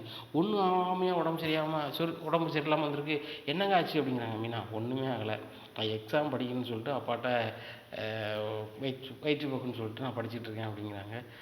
அப்பா ஷே என்னமோ அதை நினச்சி பதறி வந்துட்டேங்க. எங்கள் ஆஃபீஸில் லீவு தரமாட்டேன்னு சொன்னாங்க, லீவு தராட்டில் என் வேலை பண்ணணும் பரவாயில்ல, என் புருஷன் நம்பிக்கிட்டு வந்துட்டேன் அப்படிங்கிறாங்க. என்னடி பண்ணேன் அப்படிங்கிறாங்க. இல்லை நான் அப்படி தான் சொன்னேன், இப்போ மறுபடியும் எங்கள் ஆஃபீஸர்கிட்ட பேசுகிறேன்னு சொல்லிட்டு சார் தப்பாக நினச்சிக்காதீங்க, எங்கள் வீட்டுக்காரர் உடம்பு சரியில்லை தான் வந்துட்டேன் அப்படிங்கிறாங்க. மீனா அதை பற்றி ஒன்றும் நினைக்கலாமா, நீ எப்பவும் வேலை தான் சின்சியராக பார்ப்ப, ஆனால் இன்றைக்கி வந்து இப்படி போகிறான்னா அப்போ ஏதோ கதை இருக்குன்னு நினச்சிக்கிட்டேன். நீ ஒர்க்கிங் டேயில் இருக்க மாதிரி நான் ரெடி பண்ணிடுறேன், சரியா, லீவாக நினைக்க வேண்டாம், இந்த லீவை என்றைக்காவது ஒரு அத்தியாவசிய தேவைக்கு எடுத்துக்கா, நாளைக்கு காலைல வந்தால் போதும் அப்படிங்கிறாங்க. ரொம்ப நன்றி சார் அப்படிங்கிறாங்க. பரவாயில்லம்மா அப்படின்னு சொல்கிறாங்க. நான் என் பாட்டில் ஆர்வ கலரில் வந்துட்டேன், சார் கூட அதை ஒன்றும் சொல்லலை அப்படிங்கிறாங்க. மீனா நீ கவர்மெண்ட்டில் வேலை பார்க்குற, உன் சௌரியத்துக்கு வந்துடாத, அதனால் நீ வந்து எதனாலும் சொல்லிட்டு வா அப்படிங்கிறாங்க. உங்களுக்கு உடம்பு சரியில்லைனா என்கிட்ட சொல்லுங்க அப்படிங்கிறாங்க. மீனா நான் நல்லா தான் இருக்கேன், சரியா, நான் வந்து கோச்சிங் சென்டரில் சேர்ந்துட்டு மெட்டீரியல் வாங்க போனோம்ல, வாங்கிட்டு கொண்டு வீட்டில் வச்சுட்டு போகிறது கொஞ்சம் நேரம் ஆயிடுச்சு. எங்கள் அப்பா என்ன இவ்வளோ நேரம் ஆயிடுச்சு ஏதாச்சும் போது டவார்னு நான் கோச்சிங் சென்டரில் போய் புக் வாங்க போனோன்னு சொன்னால் அவர் தெரிஞ்சிடும், அவர் எனக்கு ஏதாவது சொல்லுவாருங்கிறதுக்காக நான் வந்துட்டு எப்பா எனக்கு வயிற்று போக்கு மாதிரி இருக்குப்பா, அதனால தான் வந்து ஒரு லேட் ஆகிடுச்சின்னு சொல்லி சமாளிச்சிட்டேன். வயிற்று போக்கு மாதிரி இருக்குது, ஏன்னா நீ கடையில் வந்துருக்க, பேசாமல் வீட்டில் போய் ரெஸ்ட் எடுன்ட்டார். மாத்திரை போட்டியான்னு கேட்கும்போது போட்டு தான் வந்தப்பா அப்படின்னு சமாளிச்சிட்டேன். அம்மாவும் அதை நம்பிட்டாங்க, அப்படி சமாளித்து கொண்டு போயிட்டு இருக்கீங்களா தான், வேறு ஒன்றும் கிடையாது அப்படிங்கிறாங்க. அப்படியா, நான் என்னமோ ஏதான்னு பறந்து போய் வந்துட்டேன், நான் வேறு அங்கே சாப்பிடல அப்படிங்கிறாங்க. வா அப்போ சாப்பிடுவோம் அப்படிங்கிறாங்க. உங்களுக்கு உடம்பு சரியில்லைன்னு நடிச்சுட்டு பர்ஃபார்மன்ஸை காட்டிகிட்டு இருக்கீங்க, இப்போ ரூமில் உட்காந்து படிங்க, நான் போய் டைனிங் டேபிள் போய் சாப்பிட்றேன் அப்படின்னு சொல்லிட்டு, அதான் சாப்பிட வைங்க அப்படிங்கிறாங்க. என்னடி போய் சாப்பிடணுங்க, உன் புருஷனுக்கு உடம்பு சரியில்லை, நீ வந்து டைனிங் டேபிளில் உட்காந்து சாப்பிடணுங்க அப்படிங்கிறாங்க. அப்போ உங்கள் புருஷனுக்கு உடம்பு சரியில்லை நீங்கள் சாப்பிட மாட்டேங்களா அப்படிங்கிறாங்க. நான் சாப்பிட மாட்டேனே, என் வீட்டுக்காருக்கு உடம்பு சரியில்லை எத்தனை நாள் நான் சாப்பிட மாட்டேன் அப்படிங்கிறாங்க. இப்போ உள்ள பெண்கள்லாம் புருஷனுக்கு உடம்பு சரியில்லைனா நல்லா சாப்பிடுவாங்க, நான் சாப்பிடுவேன் குறிப்பாக அப்படிங்கிறாங்க. மீனா என்னடி ஆச்சு அவனுக்கு அப்படிங்கிறாங்க. அத்தை ஒன்றும் செய்யலை, வயிற்று போக்கு தான், கொஞ்சம் ரெஸ்ட் எடுத்தால் சரியாயிரும், கடைக்கே அவர் போயிருக்காரு, மாமா தான் ரெஸ்ட் எடுக்க சொல்லியிருக்காங்க அப்படிங்கிறாங்க. என் புருஷனா ரெஸ்ட் எடுக்க சொன்னாரு. சரி சரி அப்படின்னு சொல்லிட்டு, செந்திலுக்கு ஒன்றும் இல்லைல்ல, ஒன்றுமே இல்லை அத்தை அப்படிங்கிறாங்க. சரிம்மா அந்த எலுமிச்சை ஜூஸ் வேணா ஒன்று போட்டு தரட்டா அப்படிங்கிறாங்க. அத்தை 2ஆ போடுங்க அப்படிங்கிறாங்க. எதுக்குமா உனக்கு எதுவும் உடம்பு சரியில்லையா அப்படிங்க. அத்தை ஜூஸ் போடுங்க அத்தை, லெமன் ஜூஸ் போட்டால் எனக்கும் அந்த குடல் குளிர்ச்சியாக இருக்குமா அத்தை அப்படிங்கிறாங்க. ரைட்டு அப்படின்னு சொல்லிட்டு ஜூஸ் போட்டு கொண்டு கொடுக்குறாங்க. உடனே அத்தை தங்கமேல் ரூம் விட்டு வெளியே எழுந்திரிச்சு வந்தாங்களா அப்படிங்கிறாங்க. அவளுக்கு தாம்மா காலையில் சாப்பாடை கொண்டு வச்சேன், சாப்பிடாம ஒரு பாட்டில் வச்சுட்டா, மறுபடியும் போய் என்னம்மான்னு கேட்கும்போது அதுக்கப்புறம் தான் சாப்பிட்ருக்கா. இப்போ மதியம் சாப்பாடையும் கொண்டு வச்சுட்டு வந்திருக்கேன், சாப்பிடுதெல்லாம் சாப்பிடலன்னு தெரில, நீ போய் இந்த ஜூஸை கொண்டு கொடுத்து சாப்பிட்டு ஒன்று கொடு, நம்ம செந்திலுக்கு கொடுத்துட்டு வா, நம்ம 2 பேருமே பார்ப்போம் அப்படிங்கிறாங்க. சரித்த அப்படிங்கிறாங்க. அதில் 2 பேரும் ஜூஸு கொடுத்து விடுவாங்க. நேராக கொண்டு செந்தில்கிட்ட கொடுக்குறாங்க. ஓ படிக்கிறதுக்கு ஜூஸா அப்படிங்கிறாங்க. ஆமாங்க குடிங்க படிங்க அப்படின்ட்டு. நீ எங்கே போகிற அப்படிங்கிறாங்க. மயிலக்கா என்ன செய்தாங்க பார்த்து வரேன் அப்படிங்கிறாங்க. அம்மா அன்றைக்கி வேறு உடம்பு சரியில்லை அப்படிங்கிறாங்க. அம்மா அவங்களுக்கு ஒரே தலைவலின்னு படுத்துருக்காங்க, என்னென்னு போய் பார்க்குறேன் அப்படின்னு சொல்லிட்டு போகிறாங்க. இங்கே அவங்களுக்கு பயங்கர தலைவலி. என்ன அப்படின்னா, நம்மளை வந்து ஹனிமூன் கூட்டி போகிறான்னு சொல்கிறாங்களே தவிர்த்து கூட்டிகிட்டே போக மாட்டேங்காங்க. இந்த வீட்டிலேருந்து காசும் தர மாட்டேங்காங்களா. எங்கள் வீட்டில் 5 காசு கிடையாது, எங்கள் வீட்லேயும் கொடுத்து உதவ போகிறதில்ல. இப்படி இருக்கும்போது நம்ம என்ன செய்கிறது, நம்ம வீட்டில் இந்த வீட்டில் நம்மளுக்கு யாருக்குமே பிடிக்க மாட்டேங்குங்கிற கடுப்புலேயே தங்கமேல் ரூம்லேயே இருக்காங்க. வந்தோடனே மீனாவும் இவங்களும் கேட்குறாங்க, சாப்பிட்டீங்களா சாப்பிட்லையா அப்படின்னு கேட்குறாங்க. கோமதிட்ட சொல்கிறாங்க, அத்தை எனக்கு சாப்பிடவே பிடிக்கல அப்படிங்கிறாங்க. உடனே ஏம்மா சாப்பிட மாட்டேங்க அப்படிங்கிறாங்க. ஒன்றும் இல்லை எனக்கு வந்து தலைவலிக்கு சாப்பிடவும் பிடிக்கல, சாப்பிட்டா வாந்தி வரும் அத்தை அப்படிங்கிறாங்க. அப்போ ஹாஸ்பிட்டல் எதுவும் போமா அப்படிங்கிறாங்க. வேண்டாம் அத்தை அப்படிங்கிறாங்க. இல்லை சரவணா வந்தோடனே நீங்கள் ஹாஸ்பிட்டல் போங்க, ஹாஸ்பிட்டலில் போய் என்னென்னு பாருங்கள், அப்போ தான் சரியாக வரும் அப்படிங்கிறாங்க. சரித்த அவர் வந்தோடனே பார்க்கலாம் அப்படின்னு சொல்கிறாங்க. உடனே இவங்க 2 பேரும் வெளியே வந்துடுறாங்க. என்னத்தை தங்கமேல் துருதுருன்னு அலைவாங்க, நம்ம எதுவும் பேசினா கூட ஒட்டு கேட்டுக்கிட்டு அது எப்படி இது எப்படிம்பாங்க. இப்போ சுருண்டு ஒரே ரூமில் இருக்காங்க அப்படிங்கிறாங்க. எனக்கும் ஆச்சரியமாக தான் இருக்குது. அந்த பிள்ளைக்கு தலைவலிங்க என்னன்னே தெரியல. சில இடத்துல வந்து ஒத்த தலைவலி ஏதாவது சொல்லுவாங்க, அதை வந்து பெரிய டாக்டர் போய் தான் பார்க்கணும், அப்படின்னா தான் கேட்கும். என்ன காரணம்னு தெரியல, ஒரு வேளை எதுவும் சிந்திப்பாளோ அப்படிங்கிறாங்க. அத்தை சிந்திக்க வாய்ப்புகள் இருக்குது அதிகம், யார் நினச்சி தான் அது சிந்திப்பாங்க. ஆனால் வந்து இப்போ அவங்களுக்கு தலைவலிக்கு வாய்ப்பு இல்லையா, அடுத்தவங்களுக்கு தான் தலைவலியை உண்டு பண்ணுவாங்க அப்படிங்கிறாங்க. நீ வேறுடி சும்மாடி அப்படின்ட்டு இருக்கும்போது ராஜி வந்துடுறாங்க. என்ன மீனாக்கா நேரத்தில் வந்துட்டீங்க அப்படிங்கிறாங்க. நீ என்ன ராஜி நேரத்தில் வந்துட்டேன் அப்படிங்கிறாக்கா. மதியத்தோடு விட்டுட்டுக்காக தான் வந்துட்டேன் அப்படிங்கிறாங்க. நீ தான் எப்போவுமே 3 மணிக்கு வந்துடுவியா, அதுக்கு முன்னாடி வந்தோம்னா நான் கேட்கேன் அப்படிங்கிறாங்க. உடனே ஏக்கா வேறு எதுவும் விசேஷமாக்கா அப்படிங்கிறாங்க. விசேஷமாக ஒன்றும் இல்லை, உங்கள் மாமாவுக்கு உடம்பு சரியில்லை. எந்த மாமாவுக்கு உடம்பு சரியில்லை அப்படிங்கிறாங்க. பதறாத, செந்தில் மாமாவுக்கு தான் உடம்பு சரியில்லை அப்படிங்கிறாங்க. என்னக்கா சொல்கிறீங்க, செந்தில் மாமாவுக்கு உடம்பு சரியில்லை, நீங்கள் இயல்பாக இருக்கீங்க அப்படிங்கிறாங்க. இப்போ வேறு என்ன செய்யணும் அப்படிங்கிறாங்க. இல்லை செந்தில் மாமாவுக்கு உடம்பு சரியில்லை, ஹாஸ்பிட்டல் கூட்டி போனோம்ல அப்படிங்கிறாங்க. ஹாஸ்பிட்டல்லாம் கூட்டி போய்ட்டு வந்தாச்சு அப்படிங்கிறாங்க. உடனே கோமதி சொல்லிட்டாங்க, ஹாஸ்பிட்டல் எங்கே கூட்டி போனேன் அப்படிங்கிறாங்க. அத்தை அதான் மாத்திரை போட்டு சரியாயிட்டேன் அப்படிங்கிறாங்க. அப்படி சொல்லு அப்படிங்கிறாங்க. அப்படியாக்கா நான் போய் மாமா பார்க்கட்டுமா, மாமா அப்படிங்கிறாங்க. உடனே அத்தையை கலப்பி விட்டு போவோம் அப்படின்னு சொல்லிட்டு, எதுக்குக்கா அப்படிங்க சத்தனாமர் அப்படின்னு சொல்லிட்டு, அத்தை நீங்கள் ரெஸ்ட் எடுங்க அப்படிங்கிறாங்க. சரிம்மா அப்படின்னு சொல்லிட்டு 2 பேரும் போகிறாங்க. உடனே ரூம் படைக்கிங்க. ஏன்க்கா ரூம் படைக்கிங்க அப்படிங்கிறாங்க. ஒன்றும் இல்லை, உங்கள் மாமா நல்லா தான் இருக்கார், அவர் எக்ஸாம் படிக்கார் அப்படிங்கிறாங்க. ஆமாம் இதுக்கப்புறம் கோச்சிங் சென்டரில் புக்கு தான் அப்படின்னு சொல்லிட்டு சொல்கிறாங்க. உடனே மாமா ஆர்வக்குள்ளார படிக்கிங்களா அப்படிங்கிறாங்க. இல்லைப்பா ராஜி, நல்லா படித்து வேலைக்கு போயிடணும், என் பொண்டாட்டியோட வீட்டில் வந்து நான் கவர்மெண்ட் வேலைக்கு போல வைக்கலன்னு ஒரு மாதிரி நினைக்காங்க. அதுபோக வீட்டில் எல்லாருமே யாரை சொல்லிடுறா, அவங்க வந்து அரசு வேலையை பெருசாக நினைக்காங்க, அது கௌரவமாக நினைக்காங்க. மீனாவை வந்து அதை வச்சு தவறான இடம் போடுதாங்க. இது வந்து ஒரு வேலைக்கு போகாத ஒரு வண்டி பையில கல்யாணம் வச்சுட்டான்ட்டு. ஆனால் வந்து மீனா மாப்பிளையும் ஒரு சர்க்காரில் தான் வேலை பார்க்காரு, அதுவும் பெரிய வேலையை பார்க்காரு, ஒரு அதிகாரியாக இருக்கன்னு நினச்சி பெருமையாக படட்டும், அதனால தான் வந்து நான் ஒரு கோச்சிங் சென்டரில் சேர்ந்துட்டேன் அப்படிங்கிறாங்க. மாமா அங்கே பாருங்கள், என் வீட்டுக்காரர் மாதிரியே நானும் நீங்கள் காமெடி தான் பண்ணுவீங்கன்னு நினச்சேன் அப்படி. என்ன காமெடியா அப்படிங்க. ஆமாம் நீங்கள் வந்து இவ்வளோ சின்சியராக இறங்குவீங்கன்னு தெரியாது. ஆமாம் ஏதோ ஆர்வக்கோளாறில் சொல்கிறாங்க, நாளைக்கு இதை விட்டுருவாங்கன்னு பார்த்தா உடனே கோச்சிங் சென்டரில் புக்கெலாம் வேணுன்ட்டிங்களா அப்படிங்கிறாங்க. இங்கே பாரு ராஜி, ஒரே நாளில் ஃபீஸையும் கட்டி இதுவும் பண்ணியாச்சு வச்சாச்சு அப்படிங்கிறாங்க. அப்படியா அப்படின்னு சொல்கிறாங்க. இந்த சூழ்நிலையில் வந்து கோச்சிங் சென்டர்லேருந்து ஃபோன் அடிக்கிறாங்க. சொல்லுங்கள் சார் அப்படிங்கிறாங்க. நாளைக்கு ஒரு 5000 ரூபா கட்டிடுங்க, நீங்கள் ட்ரைனிங்க்கு கரெக்டாக சாட்டர்டே சண்டே வந்துடுங்க அப்படிங்க. சரிங்க சார் அப்படிங்கிறாங்க. உடனே சரி ராஜி நீங்கள் ரெஸ்ட் எடு அப்படிங்கிறாங்க. என்னங்க எங்கேருந்து ஃபோன் அப்படிங்க. கோச்சிங் சென்டரில் தான் பேசுகிறாங்க, நாளைக்கு ஒரு 5 ரூபா கட்ட சொல்கிறாங்க அப்படிங்கிறாங்க. எனக்கு தெரிஞ்சு தானே உங்களுக்கு 10 ரூபாய் அனுப்புனேன், நாளைக்கு அந்த 5 ரூபாய் கட்டிருங்க அப்படிங்கிறாங்க. உடனே சரி அப்படின்றாங்க. உடனே ட்ரெஸ் மாற்றிட்டு இருக்காங்க. ரொம்ப குழப்பமாக இருக்கார். என்னங்க என்னாச்சு அப்படிங்கிறாங்க. ஒன்றும் இல்லை அப்படிங்கிறாங்க. எதனாலும் உள்ளதை சொல்லுங்கள் அப்படிங்கிறாங்க. மீனா நான் மன்னிச்சிடு அப்படிங்கிறாங்க. என்ன படிக்க முடியலன்னு சொல்கிறீங்களோ, சரி நீங்கள் அரசு ஊழியர் ஆகட்டும் பரவாயில்லை அப்படிங்கிறாங்க. அது சொல்லலை மீனா, நான் கண்டிப்பாக அரசு ஊழியர் ஆயிடுவேன், ஆனால் இதில் ஒரு பிரச்சனை அப்படி. என்ன பிரச்சனை அப்படிங்கிறாங்க. என் ஃப்ரெண்டு ஒருத்தன் ஃபோன் அடித்து அவன் பொண்டாட்டி உடம்பு சரியில்லை, எனக்கு ஒரு 5000 வேணும்னு கேட்டான், என்கிட்ட பணம் இல்லைன்னு முதல்ல நான் சொன்னேன், அதுக்கப்புறம் என் மனசே கேட்கல, அக்கௌண்ட்டில் இருக்குது, அவன் கேட்டு கொடுக்கலன்னா நமக்கு சங்கடமாக இருக்குமேன்னு சொல்லி கொடுத்துட்டேன். அந்த பிள்ளைக்கு வேறு உடம்பு சரியில்லைன்னா என்னால் தாங்கிக்காமல் கொடுத்துட்டேன், மன்னிச்சுக்கோ அப்படிங்கிறாங்க. இதில் என்னங்க இருக்குது? யாருக்கும் உதவி செய்யணும்னு நினச்சி செஞ்சுருக்கீங்களா என்ன இருக்குது? நான் இப்போ ஒரு 5000 தரேன், நீங்கள் வந்து நாளைக்கு ஃபீஸ் கட்டிடுங்க அப்படிங்கிறாங்க. சரிம்மா ரொம்ப நன்றி அப்படிங்கிறாங்க. இதில் என்ன நன்றி இருக்குது? என்ன நான் தானே செய்யணும். அந்த 5000 வரும்போது வந்து நீங்கள் வந்து செலவுக்கு வச்சுக்கோங்க, ஏன்னா நீங்கள் கோச்சிங் சென்டர் போகும்போது உங்களுக்கு தேவைப்படும் அப்படிங்கிறாங்க. உடனே சரிங்கண்ணா அப்படிங்கிறாங்க. அவனும் 1 மாதம் கழிச்சு தான் தருவானா அப்படிங்கிறாங்க. 1 மாதம் கழிச்சு தருவாரா? அப்போ உங்களுக்கு அது பயன்படாதா? சரி இன்னொரு 5000 அனுப்புகிறேன், இப்போ மொத்தத்தில் ஒரு 10,000 அனுப்புகிறேன், 5000 கட்டுங்க, 5000 அக்கௌண்ட்டில் வச்சுக்கோங்க அப்படிங்கிறாங்க. சரி மீனா ரொம்ப நன்றி மீனா அப்படிங்கிறாங்க. தயவு செய்து நன்றி நன்றின்னு சொல்லிட்டு இருக்காதுங்க அப்படிங்கிறாங்க. மீனா கண்டிப்பாக வேலைக்கு போய் உனக்கு நான் பார்ட்டி வைப்பேன் மீனா அப்படிங்கிறாங்க. கண்டிப்பாங்க, சரியா? நான் வேலைக்கு போனதான் உங்களுக்கு பார்ட்டி வைக்கல, அதுக்கு பார்ட்டியாக அந்த பணத்தை நினச்சிக்கோங்க அப்படிங்கிறாங்க.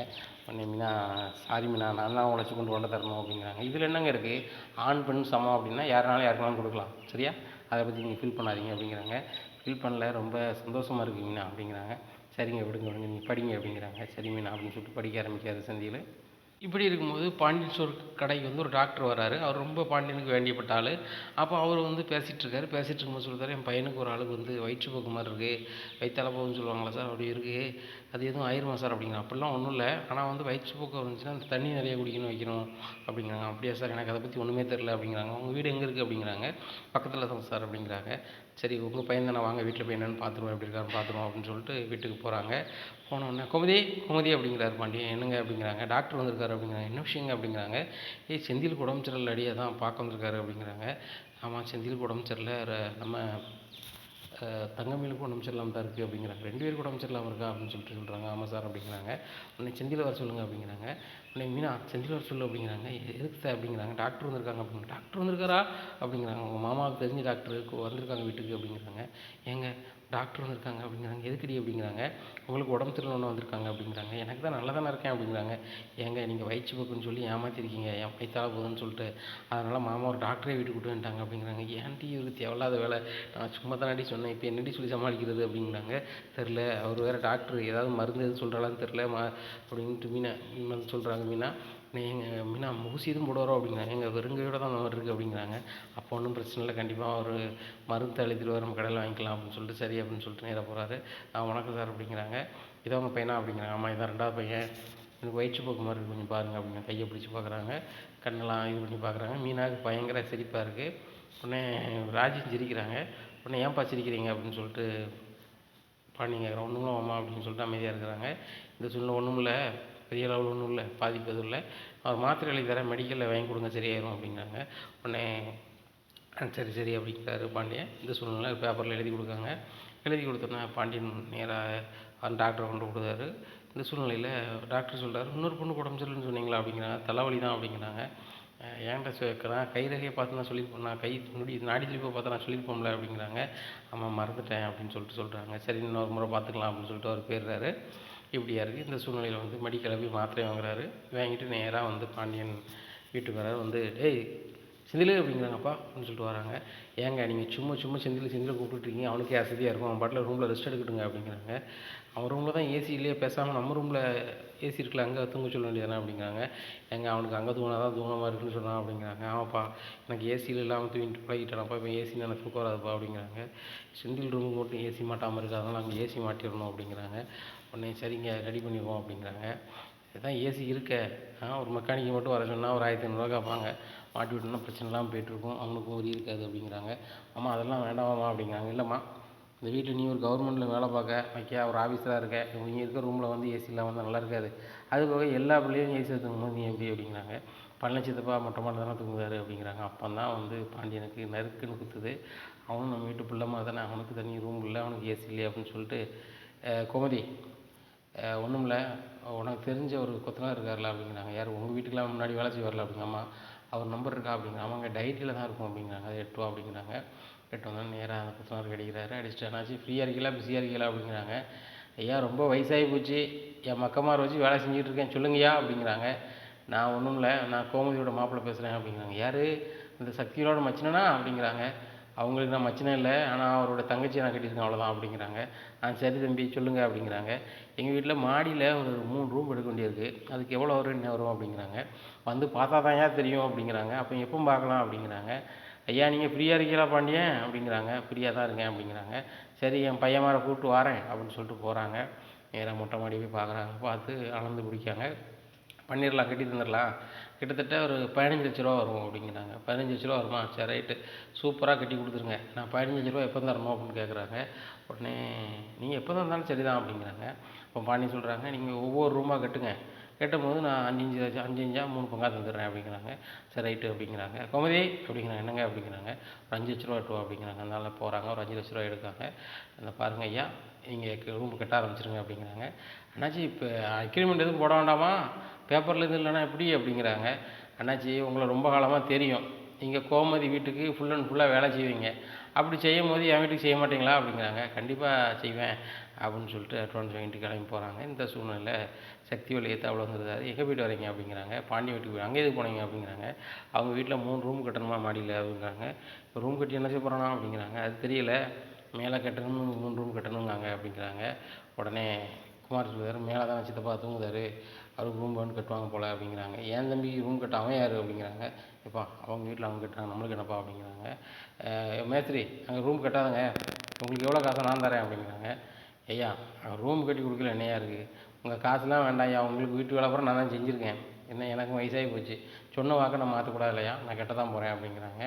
இந்த கொத்தனாருக்கு சேட்டையை போகிறேன் அப்படின்னு சொல்லிட்டு சக்திவேல் வீட்டுக்கு போகிறாங்க. வீட்டில் போய் அண்ணா பாரு, இந்த பாண்டியன் வீட்டுக்கு வேலைக்கு போகிறோம் நம்ம கொத்தனார் அப்படிங்கிறாங்க.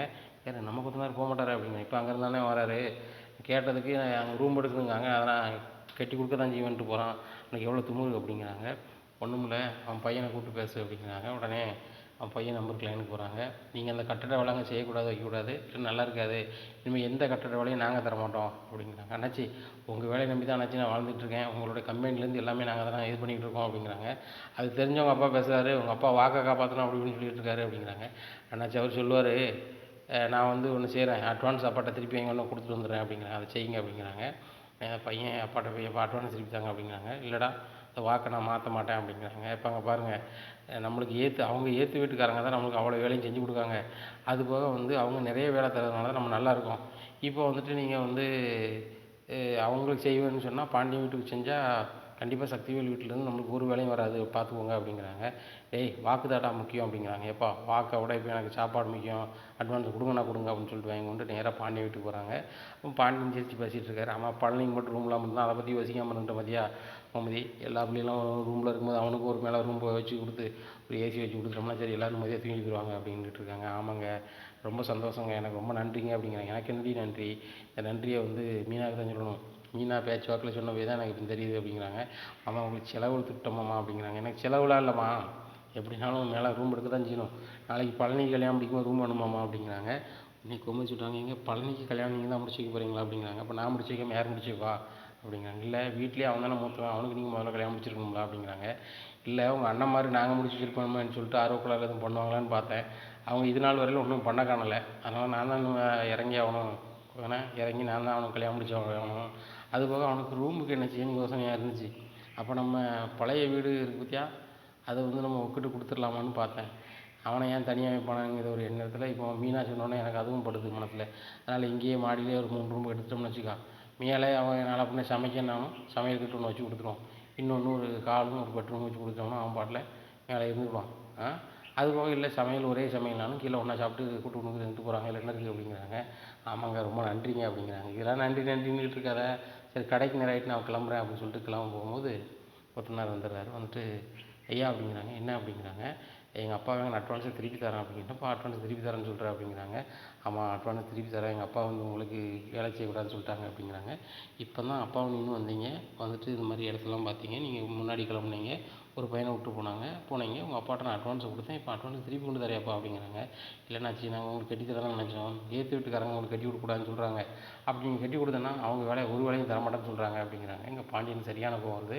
அவங்க சொன்னால் நீ கேட்டுருவியோ அப்படி அப்படிங்கிறாங்க. உடனே பாண்டியன்கிட்ட கோமதி சொல்கிறாங்க, எங்க பாருங்கள் அங்கே வேலை செஞ்சு தான் இவங்க சாப்பிட்டுட்டு இருக்காங்க, நம்மளால் அவங்க பொழப்பு கெடுக்க வேண்டாம், நம்ம வேறு ஆளச்சு கட்டிப்போம், நீங்கள் அட்வான்ஸ் வாங்கிடுங்க அப்படிங்கிறாங்க. இல்லை கோமதி உங்களுக்கு எவ்வளோ திமுரு அப்படின்னு சொல்லிட்டு வீட்டுக்கு வெளியே கிளம்புறாங்க. உடனே கோமதி சொல்கிறாங்க, ஏங்க பாருங்கள் அங்கே கல்யாண ஏற்பாடு நடந்துகிட்ருக்கு, நீங்கள் தான் சொன்னீங்க அந்த வீட்டில் கல்யாணம் நடக்க போது, நம்மளால் எந்த உரியும் வரக்கூடாதுன்னு சொன்னீங்க, இப்போ நீங்கள் எந்த உரியும் வேண்டாங்க அப்படிங்கிறாங்க. சரி ரைட் அப்படின்னு சொல்லிட்டு மனசில் உள்ளதை அப்படியே அடக்கிக்கிட்டு வீட்டுக்குள்ளே வந்துடுறாரு. இந்த சூழ்நிலையில் கோமதி ஏன் இப்படி தேவலாம் பண்ணுறாங்க அப்படிங்கிறாங்க. உடனே ராஜுக்குமே சரியான கடுப்பாக இருக்குது, மீனாவுக்கு அதை விட கடுப்பாக இருக்குது. ஏன் அவங்க சித்தப்பா அவங்க அப்பா இப்படி பண்ணுறாங்க அப்படிங்கிறாங்க. தெரிலக்கா, எப்போதுலேருந்து இப்படி தான் பண்ணிகிட்டு இருப்பாங்க அப்படி இப்படின்ட்டு இருக்காங்க. சரி இவங்க கிட்டலாம் ஆளே இல்லையா அப்படின்னு சொல்லிட்டு 2-3 பேர் ஃபோன் அடிச்சு சூப்பர் கொத்தனார் அனுப்பிவிடு அப்படிங்கிறாங்க. உடனே சூப்பர் கொத்தனார் வராரு, வந்துட்டு பார்த்துட்டு இவ்வளோ வருங்கிறாரு. நான் அப்படி 5 லட்ச ரூபா அக்ரிமெண்ட் போட்டுருவோம் அப்படிங்கிறாங்க. ஆனால் நம்மளுக்குள்ள என்னென்ன அக்ரிமெண்ட் அப்படிங்கிறாங்க. இல்லை இன்னொரு ஆள்கிட்ட இப்படி தான் பேசி அட்வான்ஸ் கொடுத்தேன், அக்ரிமெண்ட் போடலை. இப்போ அக்ரிமெண்ட் போட்டால் ஏன் கட்டி தரணும்னு கேட்கலாம்ல, அக்ரிமெண்ட் போட்டுருவோம் வா அப்படின்னு சொல்லிட்டு நேராக பத்திரம் இல்லை ரிஜிஸ்டர் ஆஃபீஸ் பக்கத்தில் போகிற டாக்குமெண்ட் ஆஃபீஸில் போய் அக்ரிமெண்ட் போடுறாங்க. போட்டு சரி 3 மாதத்தில் கட்டி கொடுத்துடணும் அப்படிங்கிறாங்க. என்ன 3 மாதம்லாம் ஆகாது, ஒரே மாதத்தில் கட்டி கொடுத்துருவோம் அப்படிங்கிறாங்க. ரைட்டு, 1 மாதத்தில் கட்டி கொடுத்துரு அப்படின்னு சொல்லிட்டு கிளம்பி போகிறாங்க. இந்த சூழ்நிலையில் வந்துட்டு கடையில் போய் ரொம்பவே கடுப்பில் இருக்காங்க. உடனே பழனிட்டு போய் பழனி நொண்ணமாருக்கு ரொம்ப ஓவராக துமுறாயிட்டு அப்படிங்கிறாங்க. என்ன மச்சான் என்ன செஞ்சாங்க அப்படிங்கிறாங்க. என்ன செஞ்சாங்களா, நம்ம வீட்டில் மாடியில் உனக்கு ரூம் கட்டி தரலான்னு சொல்லிட்டு ஒரு கனெக்டுக்காரனை கூப்பிட்டு பேசுனா கட்டி கொடுக்கூட வைக்கிறான்னு சொல்கிறாங்க அப்படிங்கிறாங்க. ஏன் அவனுக்கு என்னவா அப்படிங்கிறாங்க. நீ என்னென்னு கேளு அப்படிங்கிறாங்க. நான் கேட்குறேன் மச்சான், சாயந்தரமே கேட்குறேன் அப்படிங்கிறாங்க. நான் கேட்டேன்னு தெரிய வேண்டாம், இது ஏன் தேவையில்லாமல் பண்ணிகிட்ருக்காங்க, கட்டணம் கட்டினா நம்ம காசு கொடுக்க போகிறோம், அவங்களா கொடுக்க போகிறாங்க அப்படிங்கிறாங்க. அதானே மச்சான், எனக்கு நீங்கள் ரூம் கட்டி தரதே பெரிய விஷயம், இது நான் நல்லா கூட நினைக்காங்க மச்சான், நான் பார்த்துக்கிட்டேன் மச்சான் அப்படிங்கிறாங்க. எனக்கு குமரேன்னு சொல்கிறாங்க. உன் மச்சான் கோவத்தில் பேசுகிறாரு, நீ விளையாட்டுக்கு பேசிகிட்டு இருக்க, டபார்னு லொல்லுன்னு விழுந்துட போகிறாரு அப்படிங்கிறாங்க. இதெல்லாம் பழக்கம் தானே சித்தப்பா, பார்த்துக்கலாம் அப்படிங்கிறாங்க பழனி.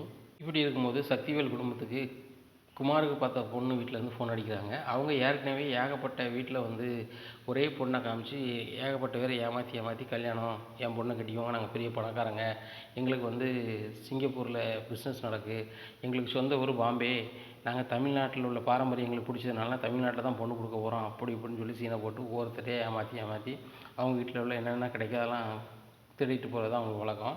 இந்த சூழ்நிலையில் சக்திவேல் ஃபேமிலி இந்த ஏரியாவிலே பெரிய பணக்காரங்கன்னு தெரிஞ்சுக்கிட்டு இந்த குமாருக்கு பொண்ணு கொடுக்கோம்னு சொல்லி ஒரு ஆள்கிட்ட சொல்லி விட்ருக்காங்க. இந்த சூழ்நிலை அதையும் நம்பி இவங்க பெரிய பணக்காரங்க, நம்ம குடும்பத்துக்கு ஏற்ற இமேஜாக இருக்கும் அப்படி இப்படின்னு சொல்லிட்டு இவங்களும் பேசுகிறாங்க. அப்படி இருக்கும்போது திடீர்னு ஃபோன் அடித்து சொல்கிறாங்க, இந்த மாதிரி எங்கள் குடும்பத்தில் உள்ள சொத்து எல்லாமே எங்கள் பொண்ணுக்கு தான், கிட்டத்தட்ட ஒரு 1000 கோடி ரூபாய்க்கு சொத்து இருக்கும், 1000 கோடி ரூபாய் சொத்துக்கு இந்த பிள்ளை தான் அதிபதி.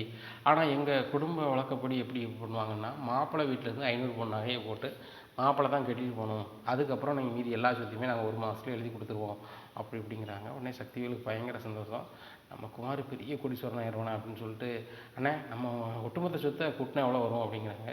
டே என்ன நம்ம சொத்து வந்து ஒரு 100 கோடி ரூபா இருக்கும் அப்படிங்கிறாங்க. ஏன்னா குமாருக்கு பொண்ணு கொடுக்குறவங்க சொத்து 1000 கோடி ரூபாய்க்கு மேலே இருக்குமா அப்படிங்கிறாங்க. என்னப்பா சொல்கிற அப்படிங்கிறாங்க. ஆமாண்ணே அவ்வளோத்துக்குமே குமார் தான் அதிபதி அப்படிங்கிறாங்க. ரொம்ப சந்தோஷம்டா குமாரே அப்படிங்கிறாங்க. அதுக்கு அவங்க வந்து குடும்ப நடைமுறையை ஒன்று சொல்கிறாங்கண்ணே அப்படிங்கிறாங்க. என்ன நடைமுறை சொல்கிறாங்க அப்படிங்கிறாங்க. இல்லைன்னா 500 பவுன் நகையை வந்து நம்ம நிச்சயம் பண்ணோன்னா கொடுத்துடணுமா, கல்யாணத்துக்கு அதை போட்டு தான் கட்டி கொடுப்பாங்களாம், அதுக்கப்புறம் 1 மாதம் கழிச்சு சொத்தை பூராமே அந்த பொண்ணு பேர்லேயும் மாப்பிள்ளை பேர்லையும் எழுதி வச்சுருவாங்களாம் அப்படிங்கிறாங்க. அப்படியா அப்படிங்கிறாங்க. உடனே மாறி சொல்கிறாங்க ராஜோட சித்தி, இந்த மாதிரி அப்படி இருக்க வாய்ப்பு இல்லைங்க, நீங்கள் கொஞ்சம் விசாரிச்சுக்கோங்க அப்படிங்கிற. உனக்கு 5 தெரியுமாடி, நாங்கள் 4 இடத்துக்கு போகிறோம் வரோம் நடைமுறை தெரியுது அண்ணே, நம்ம ஒன்றும் இல்லை ஒரு இல்லத்து பிள்ளை மாதிரி ஒரு கல்யாணத்துக்கு போன இருக்கா அப்படிங்கிறாமா, பொண்ணு வீட்டில் எல்லோரும் போட்டு தானே கட்டி கொடுத்தாங்க வச்சாங்க, நம்ம தானே மாப்பிள்ளை வீட்டில் தானே கொடுத்தாங்க வச்சாங்க அப்படிங்கிறாங்க. உடனே ஆமாம் அப்படிங்கிறாங்க. அதே மாதிரி கூட நடைமுறையாக இருக்கலாம்ண்ணே அப்படிங்கிறாங்க.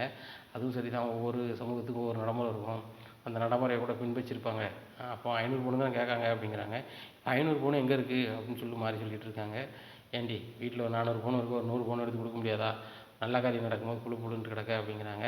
உடனே மறுபடியும் அவங்க ஃபோன் அடிக்காங்க. 4 லட்சத்துக்கே நாங்கள் நீங்கள் உங்கள் நகையை கூட நாங்கள் போட்டுப்போம், அதனால் முடிஞ்ச அளவுக்கு சீக்கிரம் எடுத்து கொடுங்க அப்படிங்கிறாங்க. உடனே சரி அப்படின்னு சொல்லிட்டு சரி 4 வைக்கும்போது தந்துடுறாமே அப்படிங்கிறாங்க. சரி 4 வைக்கும்போது கொடுங்க அப்படிங்கிறாங்க. ஏன் இவங்க ரொம்ப அவசரப்படுறாங்க அப்படின்னு சொல்லி முத்துவேல் கேட்குறாரு. இல்லைண்ணே அவங்க பெரிய இடத்துல உள்ள ஆட்கள் தானே, எதுவுமே வந்து தடப்படக்கூடாது, சீக்கிரம் செய்யணும்னு நினச்சி செய்வாங்க அப்படிங்கிறாங்க. அப்படியா அப்படி இப்படின்னுட்டு இருக்காங்க. நேராக சக்திவேல் முத்துவேல் எல்லாம் போய்ட்டு ஒரு 100 பவுன் நகையை எடுத்துடுறாங்க. அப்போ வீட்டில் வந்து பார்க்குறாங்க, ஒரு ஆசாரி வச்சு எடை போடுறாங்க. 500 பவுன் இருக்குது. சரி 500 பவுன் இருக்குது, இதை பொண்ணு வீட்டில் வந்து கொடுக்கணும்ல அப்படிங்கிற. 4 லட்சம் கொடுத்துருவோம் தம்பி, 4 நாள் பார்த்து கொடுக்கணும், பொண்ணு வீட்டுக்கு ஏற்றல அப்படிங்கிறாங்க. சரிண்ணே பெரிய சம்பந்தமானே, ஏதாவது ஒரு வகையில் உடஞ்சிடக்கூடாதுன்னு சொல்லுதுண்ணே அப்படிங்கிறாங்க. அதுவும் சரிதான் அப்படின்ட்டு இருக்காங்க. இந்த சூழ்நிலையில் கதிர் வந்து கார் ஓட்டுற இடத்துக்கு போயிடுறாரு. அவர் சொல்கிறாங்க மைசூர் வரைக்கும் போகணும் வைக்கணும் அப்படிங்கிறாங்க. உடனே அப்படியா அப்படின்னு சொல்லிக்கிட்டு இருக்கும்போது சரி அப்படிங்கிறாங்க. வாடகை எவ்வளோன்னு பேசுகிறாங்க. பேசிவிட்டு அண்ணா எனக்கு நீங்கள் சொன்ன மாதிரி 5000 தந்துடுவீங்களா அப்படிங்கிறாங்க. கண்டிப்பாக தம்பி, நீங்கள் 2 டிரைவர் போகிறீங்க, 5000 தந்துடுவோம் அப்படிங்கிறாங்க. கஷ்டப்பட்டு நம்ம ஓட்டி இப்படியா போய்ட்டு வரணும்னு நினைக்கிறாங்க. காரை ஓட்டு போகிறாங்க. அப்போ வந்து குமாருக்கு பொண்ணு கொடுக்குறேன்னு சொல்கிறாங்களே அந்த சீட்டிங் குரூப், அவங்க வந்து அவங்க தான் அந்த காரில் போகிறாங்க.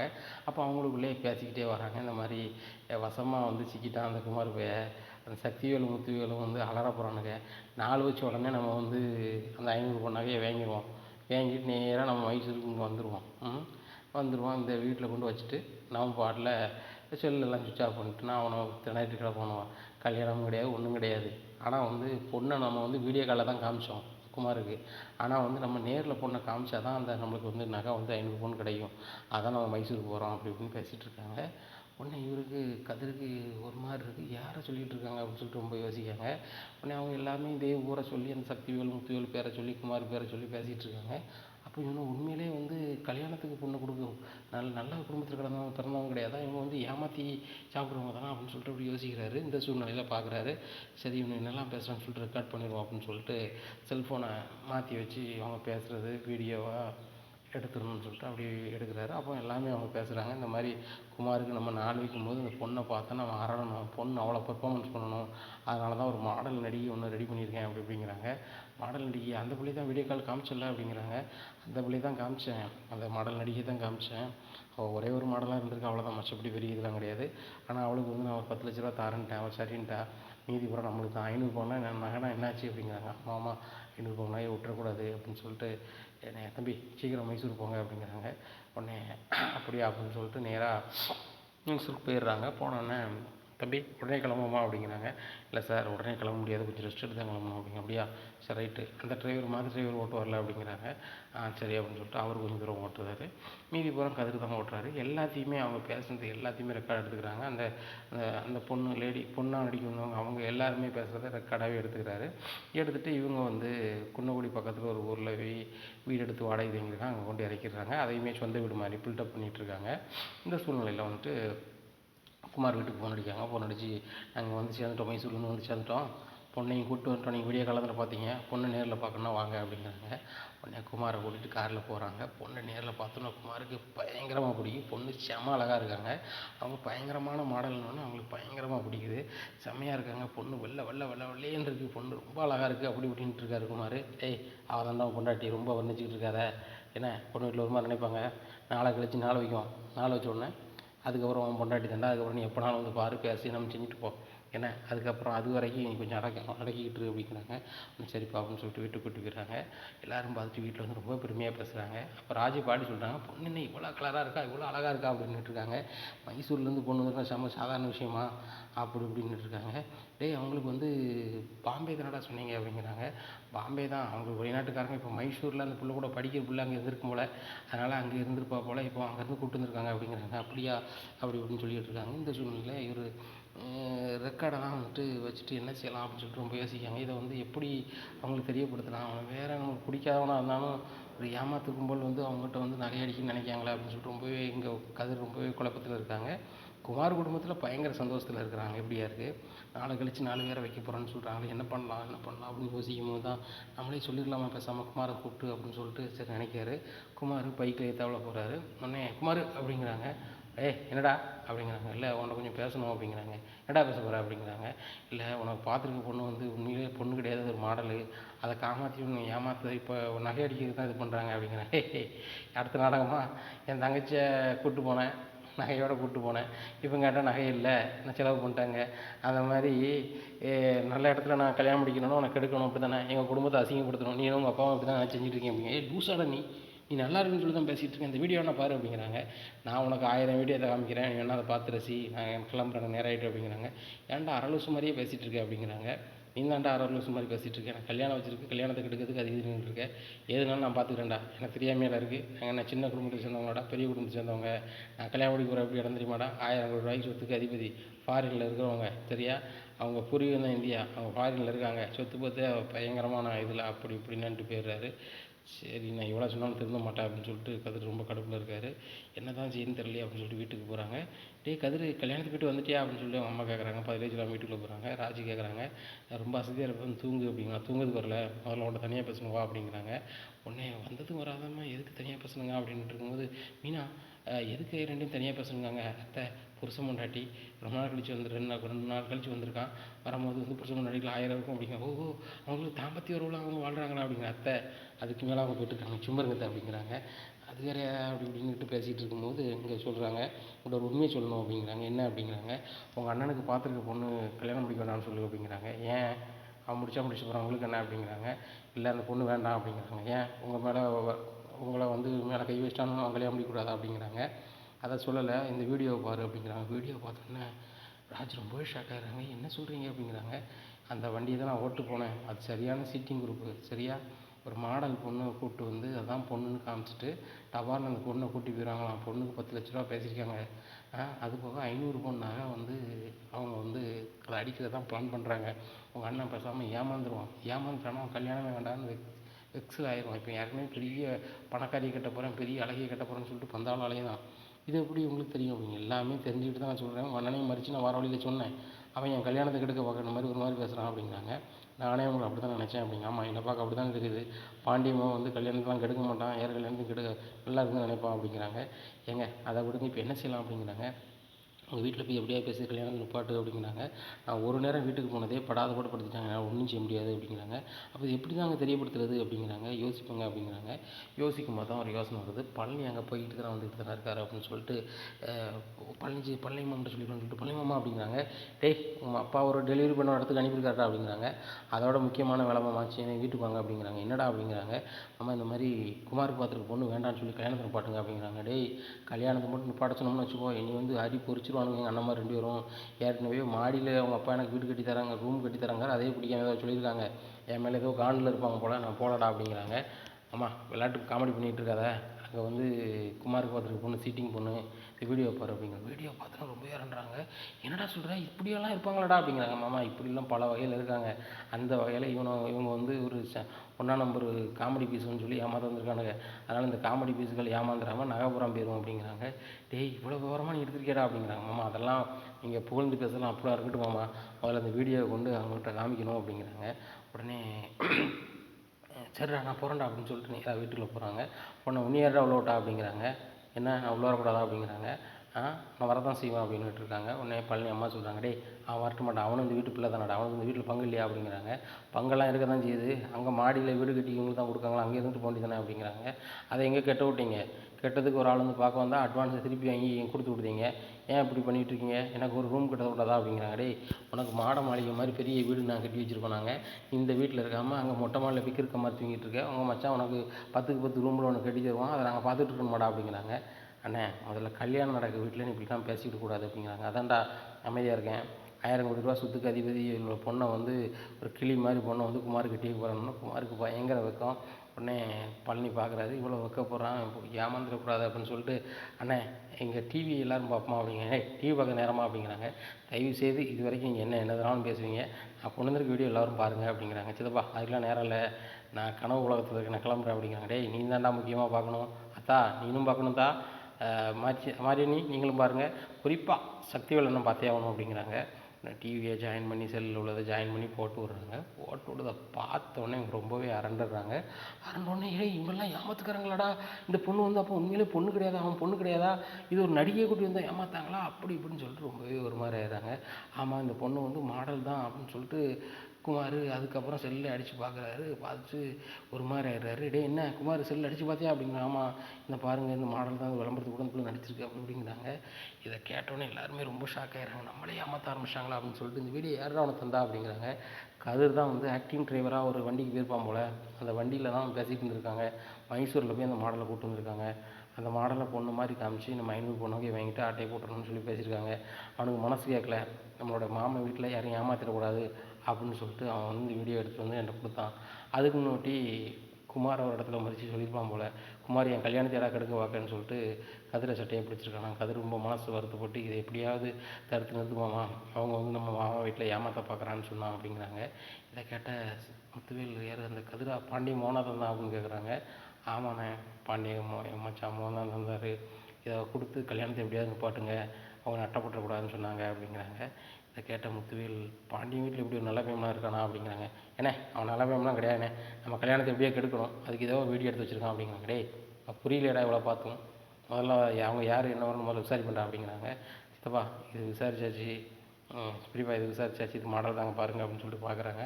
டேய் இந்த வீடியோவும் இதில் இருக்கிறதும் கரெக்டாக தான் இருக்குது, அதனால் இது பொய் தான் சொல்லியிருக்காங்க, கதிர் சொன்னதான் உண்மை, நம்ம வீட்டுக்கு அந்த பையன் நன்மை செஞ்சுருக்கான் விடு, இந்த கதையை விடு, பாண்டிய மகன் பார்க்காத அப்படிங்கிறாங்க. என்னண்ணே உங்கள் மருமகன் அந்த பாசம் வந்துட்டா அப்படிங்கிறாங்க. டேய் நம்மளை அந்த நாடக கும்பல் ஏமாற்றிருக்கு, அதை என்னென்னு பார்ப்போம் அப்படிங்கிறாங்க. சரிண்ணே வானே போலீஸுக்கு போவோம் அப்படின்னு சொல்லிட்டு போலீஸ் ஸ்டேஷனுக்கு போகிறாங்க. இனி என்ன நடக்கும் இந்த பாண்டியஸ்டோர் குடும்பத்தில் அப்படிங்கிறதையும், இந்த ஏமாத்து கும்பலை இந்த சக்திவேலும் முத்துவேலும் என்ன செய்வாங்க அப்படிங்கிறத பொறுத்து இருந்து பார்க்கலாம். நம்ம சேனலை நீங்கள் மறக்காமல் லைக் அண்ட் சப்ஸ்கிரைப் பண்ணுங்கள். நன்றி, வணக்கம்.